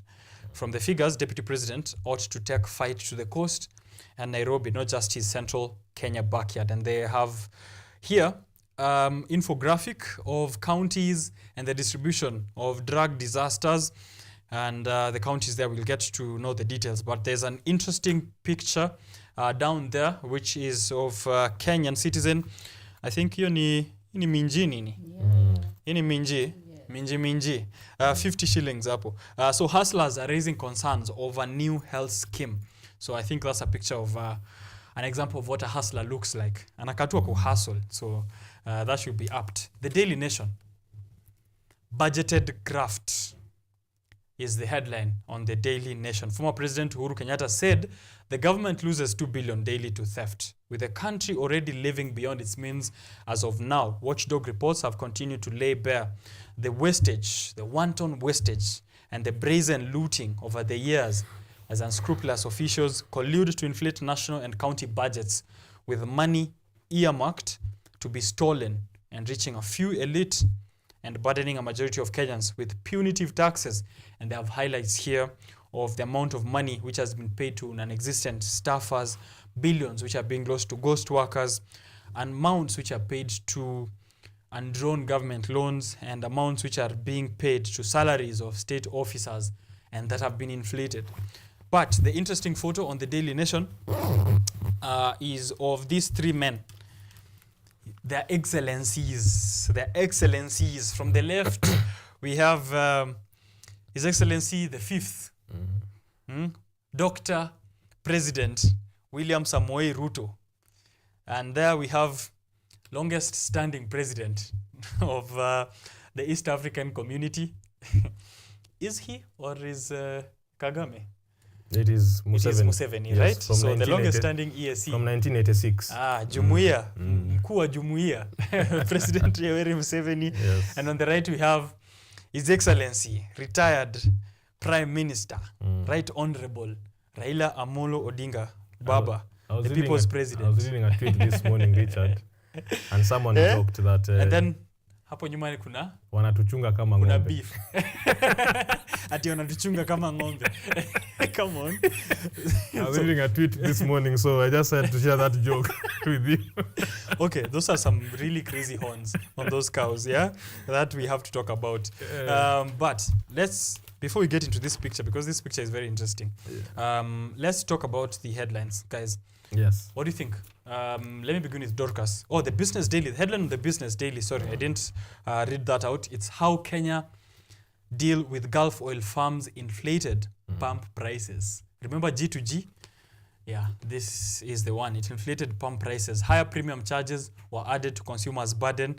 Extra costs also rose from the funding shortfalls.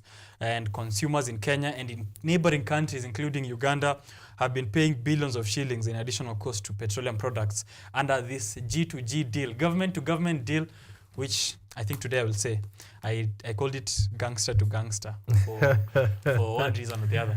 Dorcas, what do you think of the headlines? And if you were to vote on the best one, unaona editor mgani hapa aliweza kazi leo asubuhi? Okay, based on the Standard and the Nation and the Business Daily. Yeah. Now which one did I vote? I have no connection with any newspaper. And budgeted graft on the Daily Nation, and the drugs disaster on the Standard, Gulf oil deal on the Business Daily. Maybe we can check on the Gulf oil deal. The Gulf oil deal. Yeah, the rest of the things, they are not new to us anyway. Okay. Yeah, so we'd like to, I would say, yeah. The Business Daily. Yeah. Okay. Yeah, Gulf oil deal, I think that's... I want to agree with also the two of you, because today both the Daily Nation and the Standard have changed themselves, because there's so much, you see, there's so much. Here I have the Daily Nation, there's a lot of words, a lot of pictures, so they're not very clear about it's chaotic. Yes, what they want us to get. Yeah. So let us advise the editor again to review what they actually want us to get. You see, Kalonzo is talking about succession of Raila. There's a picture here talking about Museveni. There's a sidebar talking about SHIF. On top we have the budget, the issue about scandals in the county about corruption. So so it's just a mess. Yeah. I will say. The Standard Pier, a mess. Real estate, hustlers, drug disaster, wash. Yes, it's a mess. It's a mess. It's a lot. Some Minji around. I think Minji here. So I think if we are going by the headline, the Business Daily have it. Right? They have it. I think for the first time. We have never given the Business Daily. Yes. So, but if I was the editor, I think this morning the story I would have focused on, for once, as Dorcas has said there, these are not new issues to us. Drug disasters, budgeted corruption. I think we've spoke about this for a while. But this image of President William Ruto, Right Honorable former Prime Minister Raila Odinga, and President Yoweri Museveni, this should be the picture of the day. This should be plastered here. And for once we talk about, right?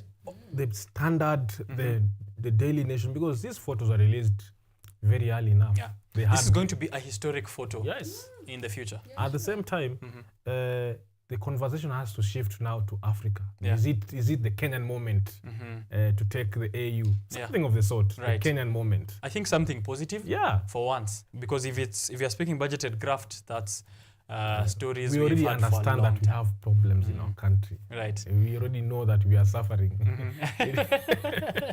Don't tell a sick person is dying and already knows that they are dying. For once, give me something positive. So, tuanze na hiyo basi, and then we talk about the budgeted graft, the drugs disaster, and maybe some more of what is inside there. President William Ruto na Raila Odinga. I thought these guys were beefing. Dorcas, I thought there was a serious issue between Raila Amolo Odinga and President William Ruto. this picture shows something completely different. What do you have to say? What I would say is politics is about interest. That's what I keep saying every day. It's about interest and business. And so if something is really bringing some benefit to you, you choose to go for that. Yeah. And okay, I wouldn't talk much about the beefing part, but what I know about politicians, they will cause you people to just blow one another, but they are together. So actually, I would say, saizi interest ya our baba is is looking at that big picture at the EU chairmanship, right? Yeah, and so mambo ya IBC, cost of living. And also again, you see the president, pia baba hamekuwa inatangwa a thorn in the flesh. Yeah. A thorn in the flesh. So he wants to pluck it out. Yeah, and so you see also the president had some like strength huko kwa EU. So anataka hiyo backup. So si unajua interest na hii ikikuja, you bring the interest together and that's how things work. So it's when there is nothing like beefing and such. Yeah, it's when your interests align, enemies become friends. Yes, there are no permanent enemies in politics. Yeah, they aren't, It's clear even from the up top. Yeah, they are no permanent enemies. Nick Mwadime. Yes, sir. But sometime we are here on Biashara Tuesday. We were speaking of our wars with our neighbors. I remember we mentioned that Yoweri Museveni had an issue with Kenya. It actually still does, because they've launched a complaint against how we are distributing oil. They've shifted their partnership over to Tanzania. But now we are seeing him here causing up with President William Ruto. And then on the other end, President William Ruto with Raila Amolo Odinga. Wamesumbuana. Unaweza dhani the first thing when they meet each other ni kushikana mashati. Unajua yule mtu mmekosana mkiona on site. Yes. Ni war kwanza. Yes. But here they wote wameshikilia sticks to show maybe leadership. Ni wazee wao ndo wana lead whichever factions. I mean, what do you make of this? I think my view will be the big question is why Yoweri? Why Yoweri? Yes, because we have seen even my party leader Uhuru Muigai wa Kenyatta going there several tips. Yeah, we've seen that if there's some sort of communication that has to be relayed to William Ruto, it has to go through Yoweri Museveni. Is it that Yoweri is an old guard that he knows how the politics work? Is it that he's the only determinant factor in East Africa and Africa? The politics of Africa at large, yeah? You understand? But one thing I know, William Ruto, Mr. William Ruto, is a very cocky guy.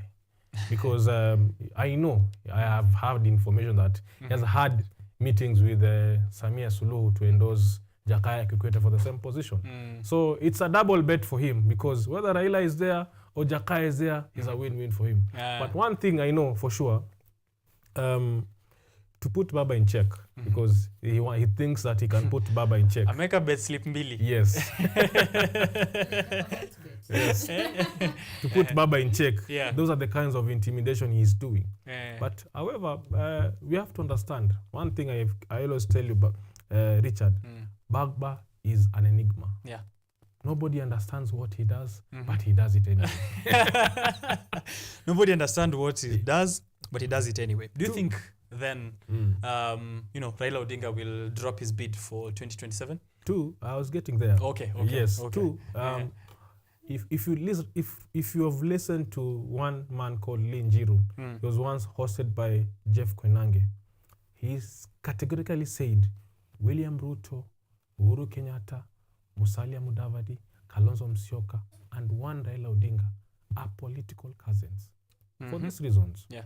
One, they're all in Kanu. These are Kanu children. Yes. They're all in Kanu, brought together by Moi. Two, William Ruto, Kalonzo Musyoka, Mudavadi, and Raila Odinga were both in ODM. Yeah. Chungwa. Yes. 2007. So, I want to ask you categorically, Richard, me and you here come every day and have a discussion. We are practically brothers. Yeah. Right? The only difference is you stay in Kisii, I stay in Nairobi. I stay in Nairobi too, bro. But fair enough. I'm from Kisii. Yes. As I say, the only difference. Yeah. But we are very good friends. Yeah. So I think it is high time for Kenyans to realize that when it comes to politics, there's no permanent enemies. Yeah. Me and Dorcas might be coming from different sides of coalition, but we are good friends. Okay. Let us not divide our people based on interests. Yeah. Because we have to understand that the things that bring Kenya together, one is the constitution. Two, again, Richard, majority of Kenyans are facing the same problems me and you are facing today. Right? We should be together. Yes. And I think that's why this should have been the main image of the day, to also send a message to every Kenyan out there. See, Uhuru Kenyatta can meet Yoweri, Ruto can meet Yoweri. Raila can meet Ruto, and they can meet all together. And in Uganda, if they are doing a headline this morning, they should be, the headline should be, this man Yoweri. Yeah. Because he's being visited by every single president when it comes to this political discussions. The sad truth is this, Richard, on a bigger picture, today if we release Raila to Africa politics, AU, Kenyans are going to have it rough. Oh, really? Yes. Because who else can stand for their grievances apart from Raila? Dorcas, I'd want you to chime in on that one. Do you agree that we only have our hopes on Raila, and if we release him to the AU... Who else has equal measures of love and hate across the country? Richard. So Kenyans should be praying right now that Baba comes back 2027 at all cost. They should be praying, because if he allows it, Richard, if you have suffered for 5 years under one Mr. Ruto, imagine 10 years. It's just 2 years, bro. Hata ijafika 5. Imagine. But it's not severe. It looks like 5 years. Dorcas, unasemaje hapo? Oppose or maybe say yes or no. But like I said before, like all things, this politics, it's just about interest and business. Yeah, because if these people had options, they could not come to us and ask us to vote them in. So I don't have much to give on that, but I know Baba has been really fighting for the common, like the mwananchi interest, the common interest of mwananchi. And so far I would say he has tried. But again, we are still human. Yeah, pengine he has his interest we may not know, but he knows. As Nick says, no one knows how he does it, but he does it So anyway. he might have his interest that we don't know. Yeah. But so far from what we've seen, from what he shows to the public, it shows that he has been really having the interest of the Kenyans at heart. Yeah, but we really can't tell what is in him, what he thinks, and the interest he has, right? Yeah. For the next assignment. Yeah. I think if we are speaking about what he has done so far, apart from fighting for the common interest or the interest of common mwananchi, on the AU front, he's been the special envoy in terms of infrastructure. That's true. And as you can see, major projects of infrastructure are all passing through Kenya. So I think his efforts, even in that regard and at AU, can be realized. Hopefully, when he gets to the top, if he gets to the top, we can... Yes, and we wish him. At the end of the day, it's still a win for Kenya. Even if he had personal interests. At the end of the day, when you think about it, I told you before, Kenya, we are the hegemon of Africa. Hegemon means like we are the Africa boss. We are the leading country. Previously, it used to be South Africa. Right now, Kenya controls the conversation. It controls the narrative. Just like how the United States of America controls world politics, that's where we are at Kenya. Okay. And that's why we see so many investors, per se, coming to our country day in, day out, because they're having faith and hope with our country. Right. At the end of the day, we want to wish Baba, because we only have one Baba after all. Yeah. All the best. The people's president. On the question of 2027, guys, even right here at the Daily Nation, we see there's that succession politics already happening within Raila Amolo's camp.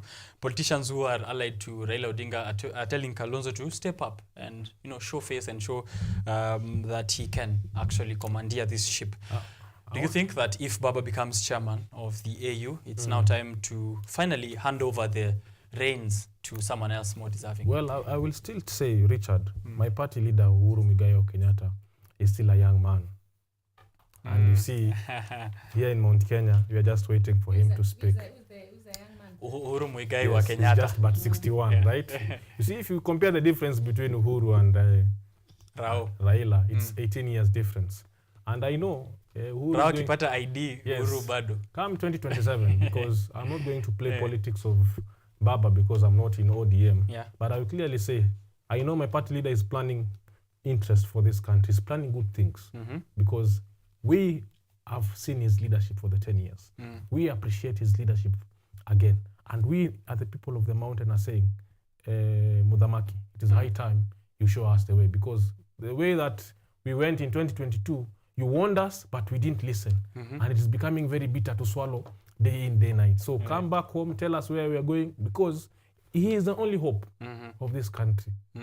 Yes. Dorcas, on the question of after Raila, the aftermath, the 2027 card in his camp and succession politics, what direction do you think this will head? Earlier Nick was saying that Rao is the kind of guy to go take up the position, and then 2025, 2026, aseme ame resign. Anakuja kurun for the 6th. Rao can resign because Rao is the kind of guy to still want to be president. Yeah. The way I heard him talk some other time, he was saying that still in 2027, he'll still be there. Don't rule him out. Yeah, he has the interest of Kenyans. So Rao can resign actually after even 2 years. So you can never tell, by the way. Okay. You can never tell what will come. Yeah. What will be the best position though from where you're sitting at as a leader, of course, from Mount Kenya? Amesema mlikuwa warned, sijui mlioniwa hiyo nini hiyo kusikia. But from a standpoint of a leader and looking at it from a political angle, what will be the best move here? For him to stick at the AU job, or for him to do that bid and then build up a portfolio and come back for presidency? Okay, you see, that's a tricky one for me, but I would say, you see, Rao is the one who really wants that leadership. Yeah. I don't know whether you want to stick to the AU or to come as to vie for the presidency.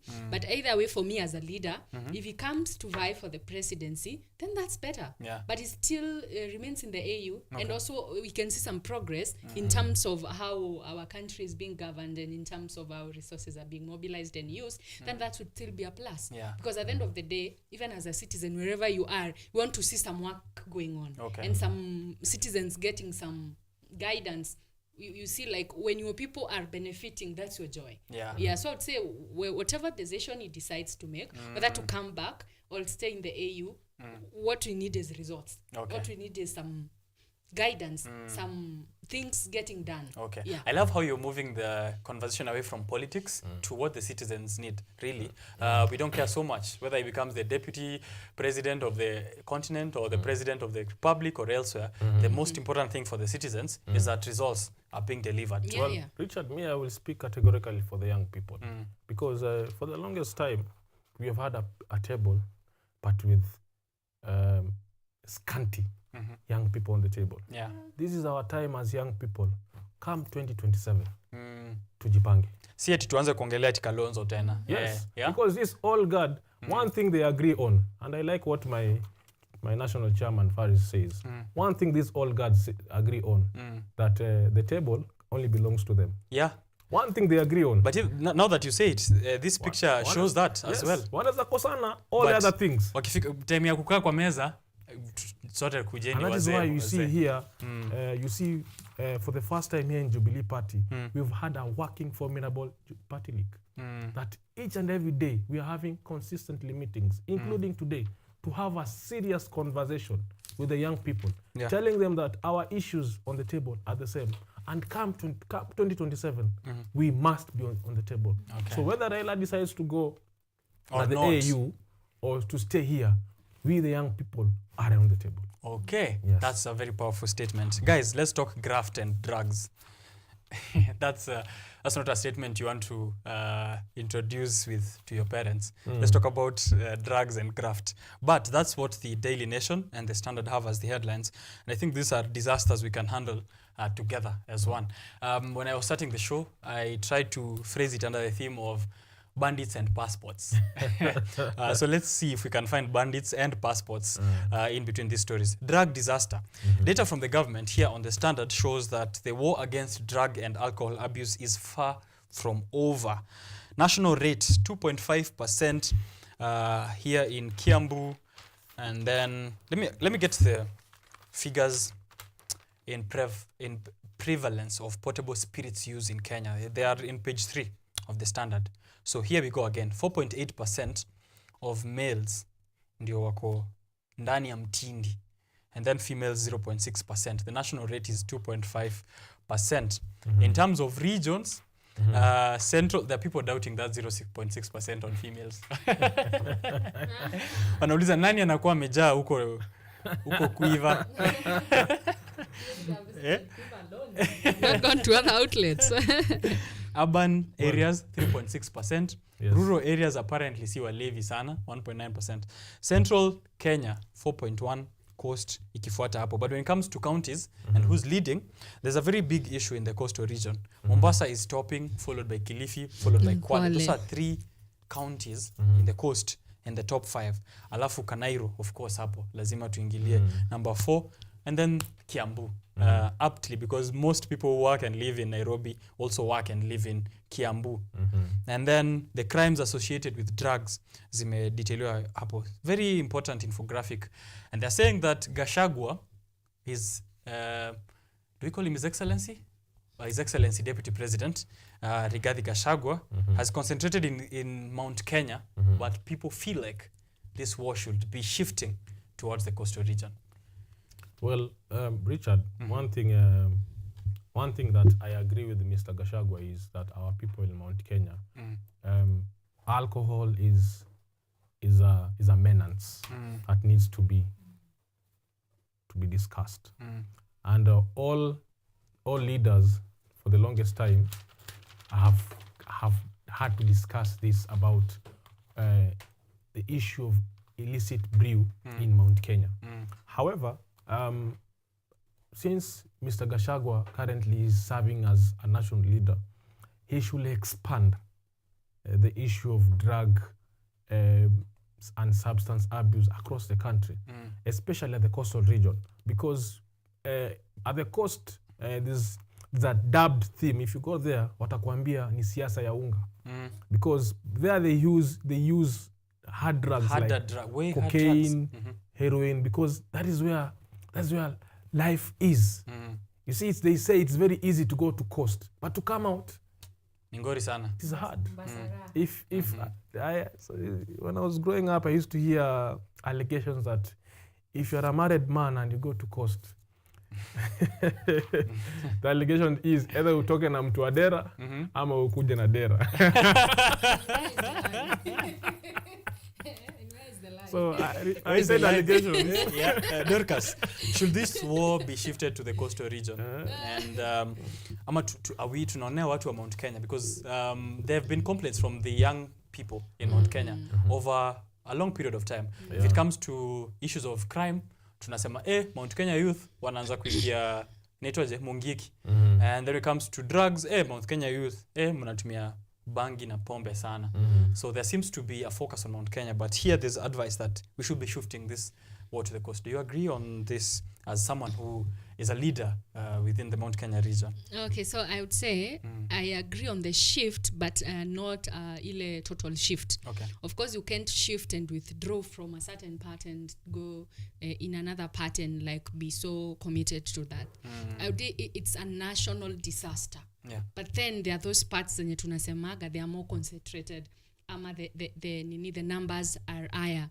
And so I would sijezi sema Mount Kenya tumeonewa because it's something that is even evident even from the previous cases we've seen of people going blind and others dying in Moya constituency. Yeah. So I wouldn't say that Mount Kenya tunaonewa. It's something that is real and it's happening in Mount Kenya. But then again I would say that like I will echo what my director has said, my national director Sanik has said, that Gachagua has been doing a good job in Mount Kenya, but then he shouldn't just be in Mount Kenya alone. He should be like a national leader, just have some influence also in some other parts. Like we have the coast, the Nairobi county and any other county that is being affected. Okay. But because every county has youths and every county there is drug abuse. The only difference is the numbers. Okay. You find that some places have greater numbers, there others have numbers that are lower. But generally, drug and substance abuse is a national disaster that should be actually addressed like a national kind of part, like needs that some partnership with all the leaders of the counties to come to identify what is really causing that. Okay. And what is making either some places to have low numbers and high numbers, whether it's the population, whether it's the availability of these things, what is really happening. Right. Yeah, so it's just a collective action for all of us. Right. Yeah. As she's saying there, of course, the problem is the same. The numbers is what is different across the county. Here, you can read for yourself on page 3 of the Standard, where there's a survey by NACADA. And as I said, there, the list starts with Mombasa, Kilifi, Kwale, Nairobi, and Kiambu counties, who account for 43% of the 26,000 people who inject themselves with heroin, cocaine, and other drugs. Kilifi has the highest usage in terms of packed beer. Mombasa is leading in consumption of chang'aa. And Taita Taveta leads in second generation alcohol. So find your county there, ujue shida zenu ni gani. On crime and drugs, there's a study also on the negative impact of this. So how much is it costing in terms of intimate violence, domestic violence, physical violence, sexual violence, and cases of dropping out of school, which, of course, the youth are the main ones who are affected. Brings me to my next question to my panelists here. There is a chicken and egg situation where is it problems that make the youth get into drugs? Or is it drugs that cause the youth that we are seeing in problems? If you are talking about politics za unga in the coastal region, this is where the youth are mostly affected in terms of the economic opportunities availed to them. There are no job opportunities. Uko kuna joto, umechoka, hata kazi huwezi fanya. Shida ni mingi, mental health problems. So we have many issues which maybe are societal and others, including from their family setup. Is this what causes drug abuse, and should we be focusing on that, maybe fixing the economy, fixing some of these social issues, or should we be focusing on drugs? Is it drugs that cause the problems, or is it the problems that cause the drug abuse? Nick, ningependa nianze na wewe. So I think, Richard, I would like to backtrack you to Standard 6. Those days we used to be Standard 6. Standard 6 in a subject called science, there's a topic called drug and substance abuse. Now let us get things first clearly. One, there's medical drugs that are sold over the counter, that are prescribed by pharmacists, that are prescribed by the doctors, and then there are two. They are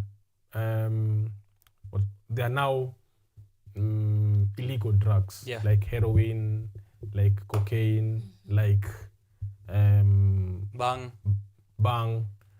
Well, recently, now from class 6, let me take you over now to campus. Hard drugs like cocaine and heroin, the initial history about them they were made to be painkillers. The only difference between a morphine and a heroin is an element CH. Morphine is normally used for surgical procedure to relieve the pain. However, previously they were using heroin, but it deemed to look more. There were more withdrawal symptoms on the patient. So that's why morphine was introduced. I want to get you now to get where I'm going, Richard. The Ministry of Health, first of all, I would want to suggest that they have overlooked this situation. There are people who are abusing medical drugs. Like morphine. They're taking excessive painkiller to relieve their pain, maybe. There are people who are abusing illegal drugs like heroin. So I will suggest to the Ministry of NACADA, or to NACADA, Ministry of Health now through NACADA, to categorize which drugs are we talking about first. And secondly, what is the level of now consumption in each drug? What is the data? To go in now into your question, Richard, the egg and chicken situation. One, I would like to tackle again the issue of class 6. During that stage, we were taught the issue about peer pressure or peer influence. The influence about me as your friend, how do I influence you to start consuming drugs? The ministry also has to look at this situation. Because we want to assume that... So let's not overlook peer pressure. Yes, we want to assume that we are all going through problems. No, I might be very happy, Richard. Every Saturday I'm going to take some things. Some heroin. Yes. Yeah.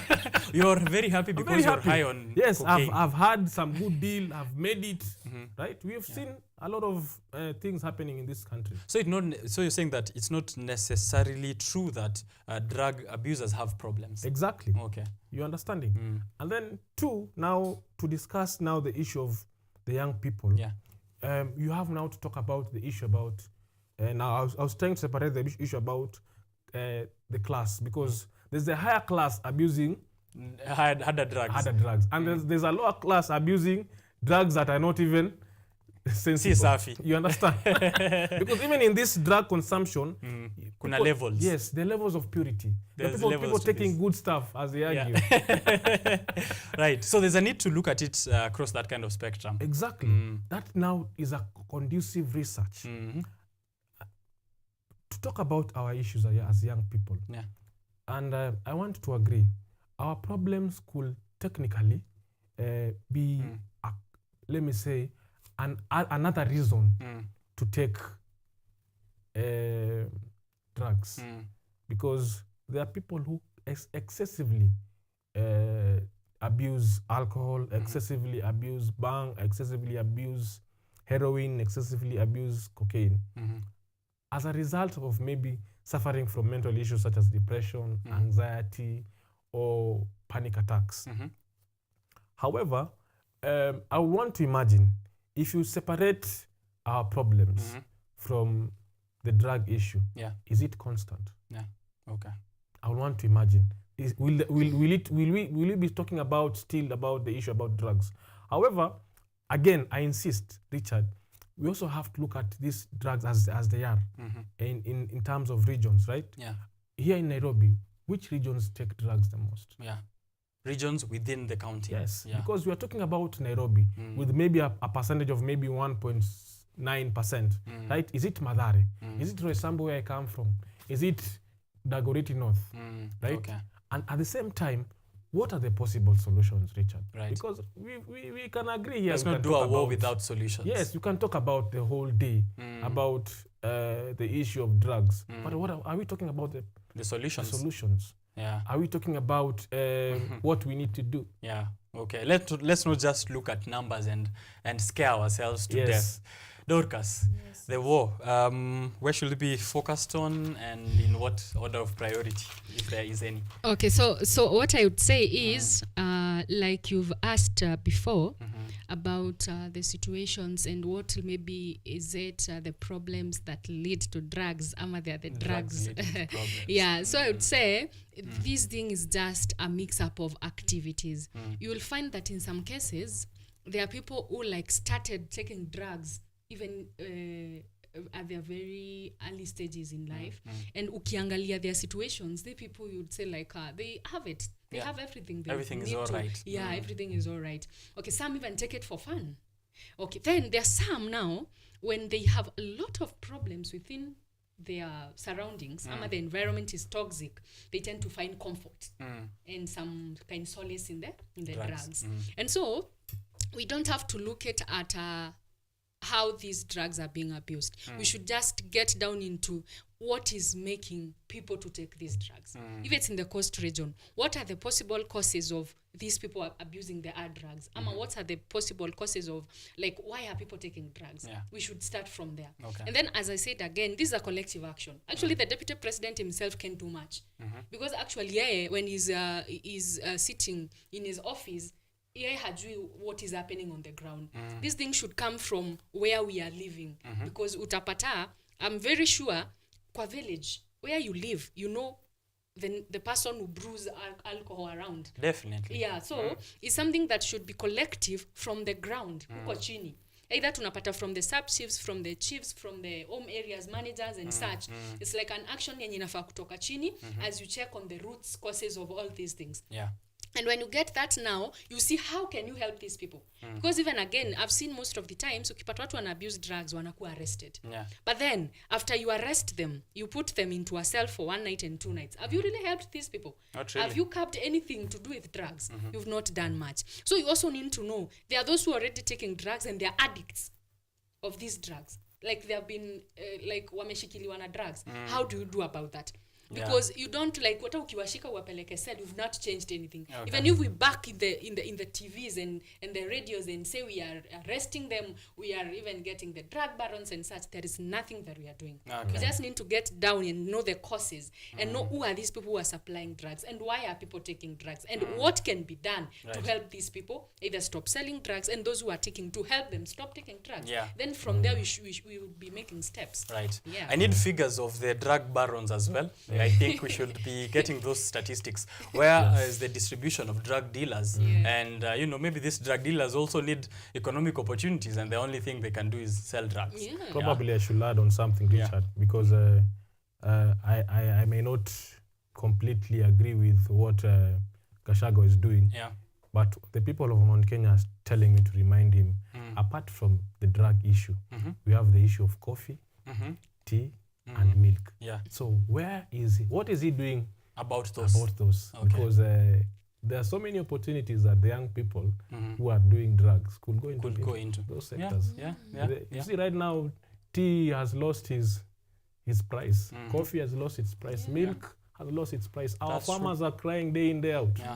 So let him not play these games of that he's trying to play to divert our issues that are really concerning us as the people of Mount Kenya. It's not that alcohol, that we drink alcohol day in, day out. We have coffee, milk, and tea. We also drink. And also, as you take the alcohol, there's something that will really take you there. You don't just wake up and just go and in a bind. You start drinking. There are some just underlying conditions that we may never know that may leading these people to. Like in the coast, tunaona maisha ni a beach. So if you've introduced kids into beach and beach lifestyle, what do you expect? Right. Yeah. Of course, we need to address those societal issues and other economic issues as well. Sure. Comments here on especially some coming into this drug conversation, but let me just give a shout out to everyone here who's tuning in. Brian Ewoi anasema my HOD. Oh, I think he's commenting from an earlier conversation I had with a lecturer from Kenyatta University's Department of Rehabilitation Services. We were having a discussion on technologies, accessible technology for people living with disabilities. Thank you, Brian Ewoi from JKUAT. Gracious Aganda anasema great conversation. Thank you, Gracious, for tuning into this. Linda Momanyi tuned in as well. Asante sana Linda. Pia mnakuwa mnatuambia mna tune in kutoka wapi. We love to know your hoods. Ndio tujue kama drugs drugs zimefika mahali huko. Debbie Rono, it is near impossible to fight drugs when a lot of young people are jobless and depressed in the country. That's true. Yeah. That needs to be looked at as well. Jilo Mamu anasema being an advocate of fighting drugs, I highly advise youth to say no to drugs. Tuned in from Juja. If you're talking about the war against drugs, I think tunafaa tuanze Juja pia. So Jilo, ambia watu wa Juja wapeleke drugs pole pole as well. Just to wrap that segment up, positive news in Kiambu County and in other regions, Muratina is now legal. Yeah, you see, Muratina, where I come from, Richard. Let the people celebrate. Muratina, where I come from, is a medicinal hub. Yeah. You see, it gives people good vibes. So, man said Muratina is a medicinal hub, a medicinal drug. Yes, it's organic. There's no function in the mountain that can happen without Muratina. Without Muratish. Yes, so the court in Kiambu are in order. Yeah. So pia Kisii kwetu Busa.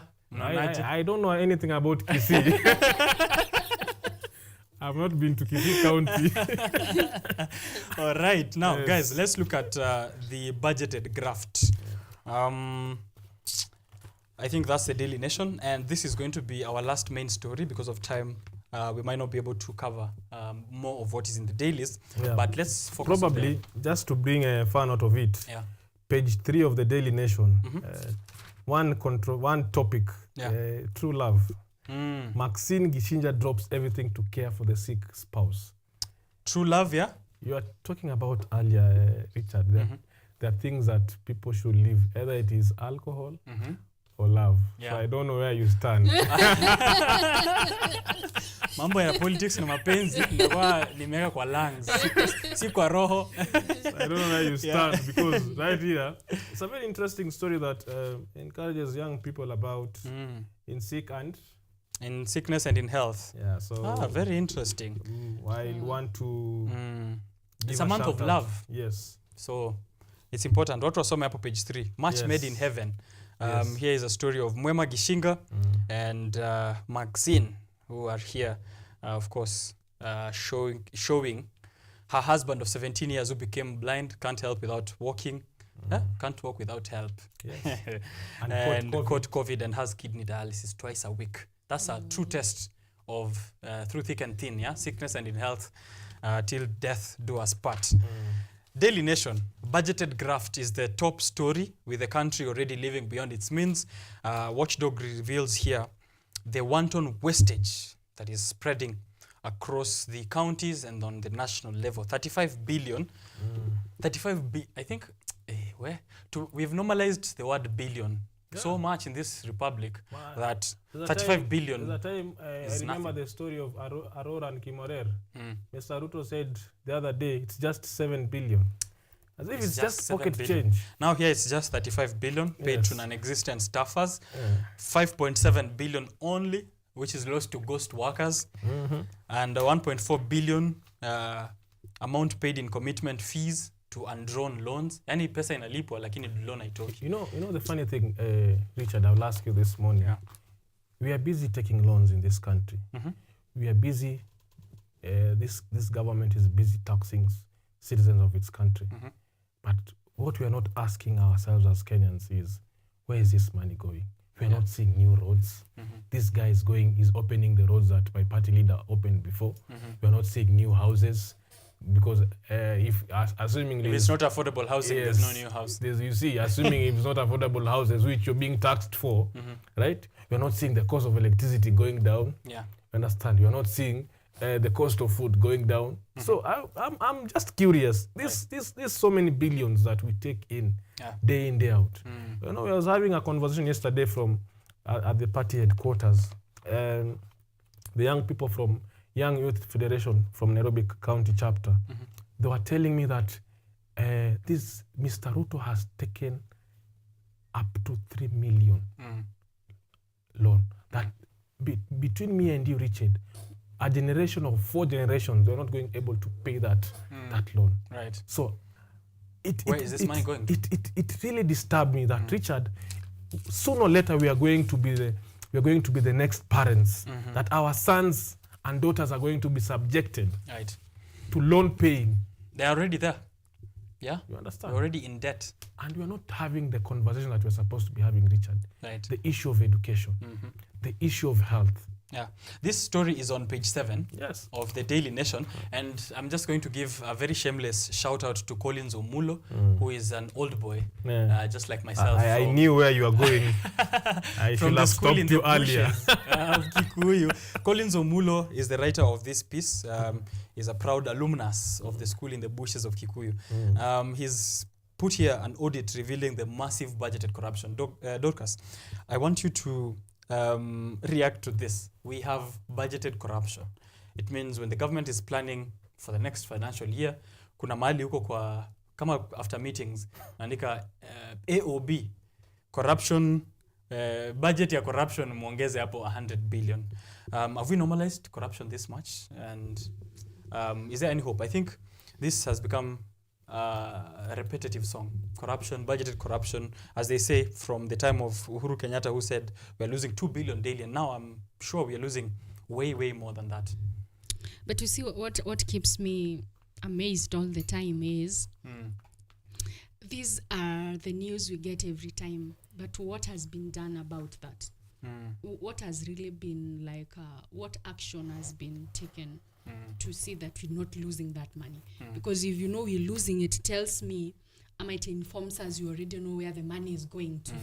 You see? Yeah. And so that is a conversation I'm not very comfortable having, because it's something that has been repetitive. Yeah. Because like I was at the beginning of this month, I was looking at some statistics, and I was saying that we are at 11.1 trillion in debt. And I have been hearing like the debt is being paid. Which debt have we been paying? Because there are taxes everywhere. Yeah. That's something that is real, and we can see that. what has been happening with the taxes? Yeah. What has been happening, because the debt is still going higher every day. Yeah. So I would say it's a conversation that really needs more than we talk. Yeah, it's and an more old than we conversation. think. Yes, because if you know something is lost, then it tells us you know where the money is going to. Yeah. And as a country, this is something that we should not be having in the 21st century. Yeah. Actually, Kenya should not be under the developing countries. Yeah. It should be a country that has already developed. We have enough money. We have resources. We have everything we need to have as a nation. It's just we have just mismanagement. We just have people who are so selfish that they are not putting the interest of people. Right. We have an advantage not many countries have Yeah. in saying that, we have everything. We have resources. We Yeah. have money. We have international support. Yeah. Why are we not yet there? I'm very keen at two things, Richard. Just on the highlights. 5.7 billion Yeah. lost annually on the national government to ghost workers. Yeah. That is very sad. And very serious, by the way. To top it of it all, because I'm a student leader from Mount Kenya, 412.7 million disbursed to some 9,489 students for period exceeding during durations of academic programs between the financial year 2017 and 2023. Yet we students still don't have helps. Help haijatoka bado. Yet. You see, this is money that has been disbursed to almost 10,000 students. Yet they cannot find There's a suggestion here that now, since we have budgeted corruption, why don't we find a way to profit, monetize it? Are there ways in which we can then benefit from it? This is the cost of electing a corrupt leader. Because the coalition that I was in, we consistently warned Kenyans that these people from Kenya Kwanza do not have interest of Kenyans at heart. They will eat and eat until all the bones have been. We have seen the effects. It is just sad, Richard. We're if I seeing talk the about effects. it, You see, the people of Roysambu are going to tell me. I'm not complaining. I'm not complaining, but I'm looking at it in a broader view. Yeah. I would say, as a citizen, where I stand and where I sit, I would say that taxes are good. Okay. Because they are part of what helps in development. Yeah. But then, when the taxes are considered or increased, then we should experience some shifts. Yeah. And we should see some changes. We don't have to keep on paying taxes and there is nothing much we can see. Right. This is so real as a citizen. You feel so bad to know that there is something that is being deducted from your pay, but then there is nothing you can see. Yeah. Once I'm not like trying to put too much blame on the government, because also the government can't do everything for us. There are some things you need to do as an individual. But again, I fail to understand when there was the last regime, there were some subsidies on food and on some petroleum kind of products. But then when the next one took over, all these subsidies were removed. Yeah. But and then you are told this is an effort towards making our lives better. Yes. But it's not. But then there's nothing that we can see. Yeah. So my concern is, let's have the taxes deducted, but then at the end of the day, let us see what the taxes are doing for us as the citizens. Right. You know, what I need to feel is not even to see new roads, not even to see new buildings opened. The benefits of the economy should be something I can feel in my pocket. Something I can naturally wake up and know my life is better. I do not need to see everyone in class, or let's say everyone going to school, or everyone earning. I should feel the pressure a little bit lighter. Yeah. And it's not. It's getting worse. Yes, I agree with you, Richard. And I almostly agree with you, probably talking about the young people. During Uhuru's tenure, we were talking about kazi mtaani. Right now, there's no kazi mtaani. We're being forced, all the young people, to go and work in the construction. Whether you did agriculture or not, or CRE or theology. Affordable housing has a job for you. Yes. Yeah. I'm finye computer. Then something else, Pia, I feel that it is really overburdening us as the young people. Utapata, as the young people, there are no job opportunities. That one. And you have come into terms with that. Secondly, the credit that could have helped the young people maybe build businesses is not there because the credit is not affordable. Because right now, if you want to get a loan from a bank, the interest rate is so high, such that you are afraid, what will I pay? Well, how will I pay back? How will I pay this money? And what procedure, what criteria will I use to pay this money? And so you see now, when these youths have no way through, that's why they are depressed. Yeah. That's why some are getting into drugs. I'm not saying like all drugs dealers, all drugs, those people are engaging in drugs are all depressed, but a bigger percentage is trying to run away from the troubles of every day. So I also feel that also our government, either the national government and the county government, has a role to play to make sure even the youths and the business people have access to affordable credit. Because once affordable credit is there, it means you can find a way through to do business and pay the money. But if it's so high, then it means you'll be working to pay the loan and not helping yourself. Right. So here's something that they need to correct, and they should hear this. Yes. They should try to give Kenyans affordable credit. Right. Once affordable credit is there, there is circulation of money. And when there's circulation of money, it means more businesses are coming in. Yeah. But then when you give a credit at 30%, how many people are going to get that? Business are closing down. Right. And now how will people operate in businesses? How will you empower the young people? That's why they are being misused by the politicians because of being 100 bob, 200 bob, and they throw stones, and at the end of the day, they are useless with the graduates who are useless. Yeah. So they should look deeply into that. Right. So Yeah. to That's a very strong point to make there. close that issue about affordable credits, just reminds me, Richard, we had Hustler Fund. Yeah. And nobody's talking about Hustler Fund. We are seeing high rates of default. We are talking about affordable housing. To go into, I think the last topic, Richard, is page 19 of the Daily Nation. I think that's an editorial cartoon. You find it very funny. Good one to close with. Yes. You find Page it very 19 funny. of the Daily Nation. Yes. Okay. You find it very funny. Let's see what is there. Let's see what's there. Page 19.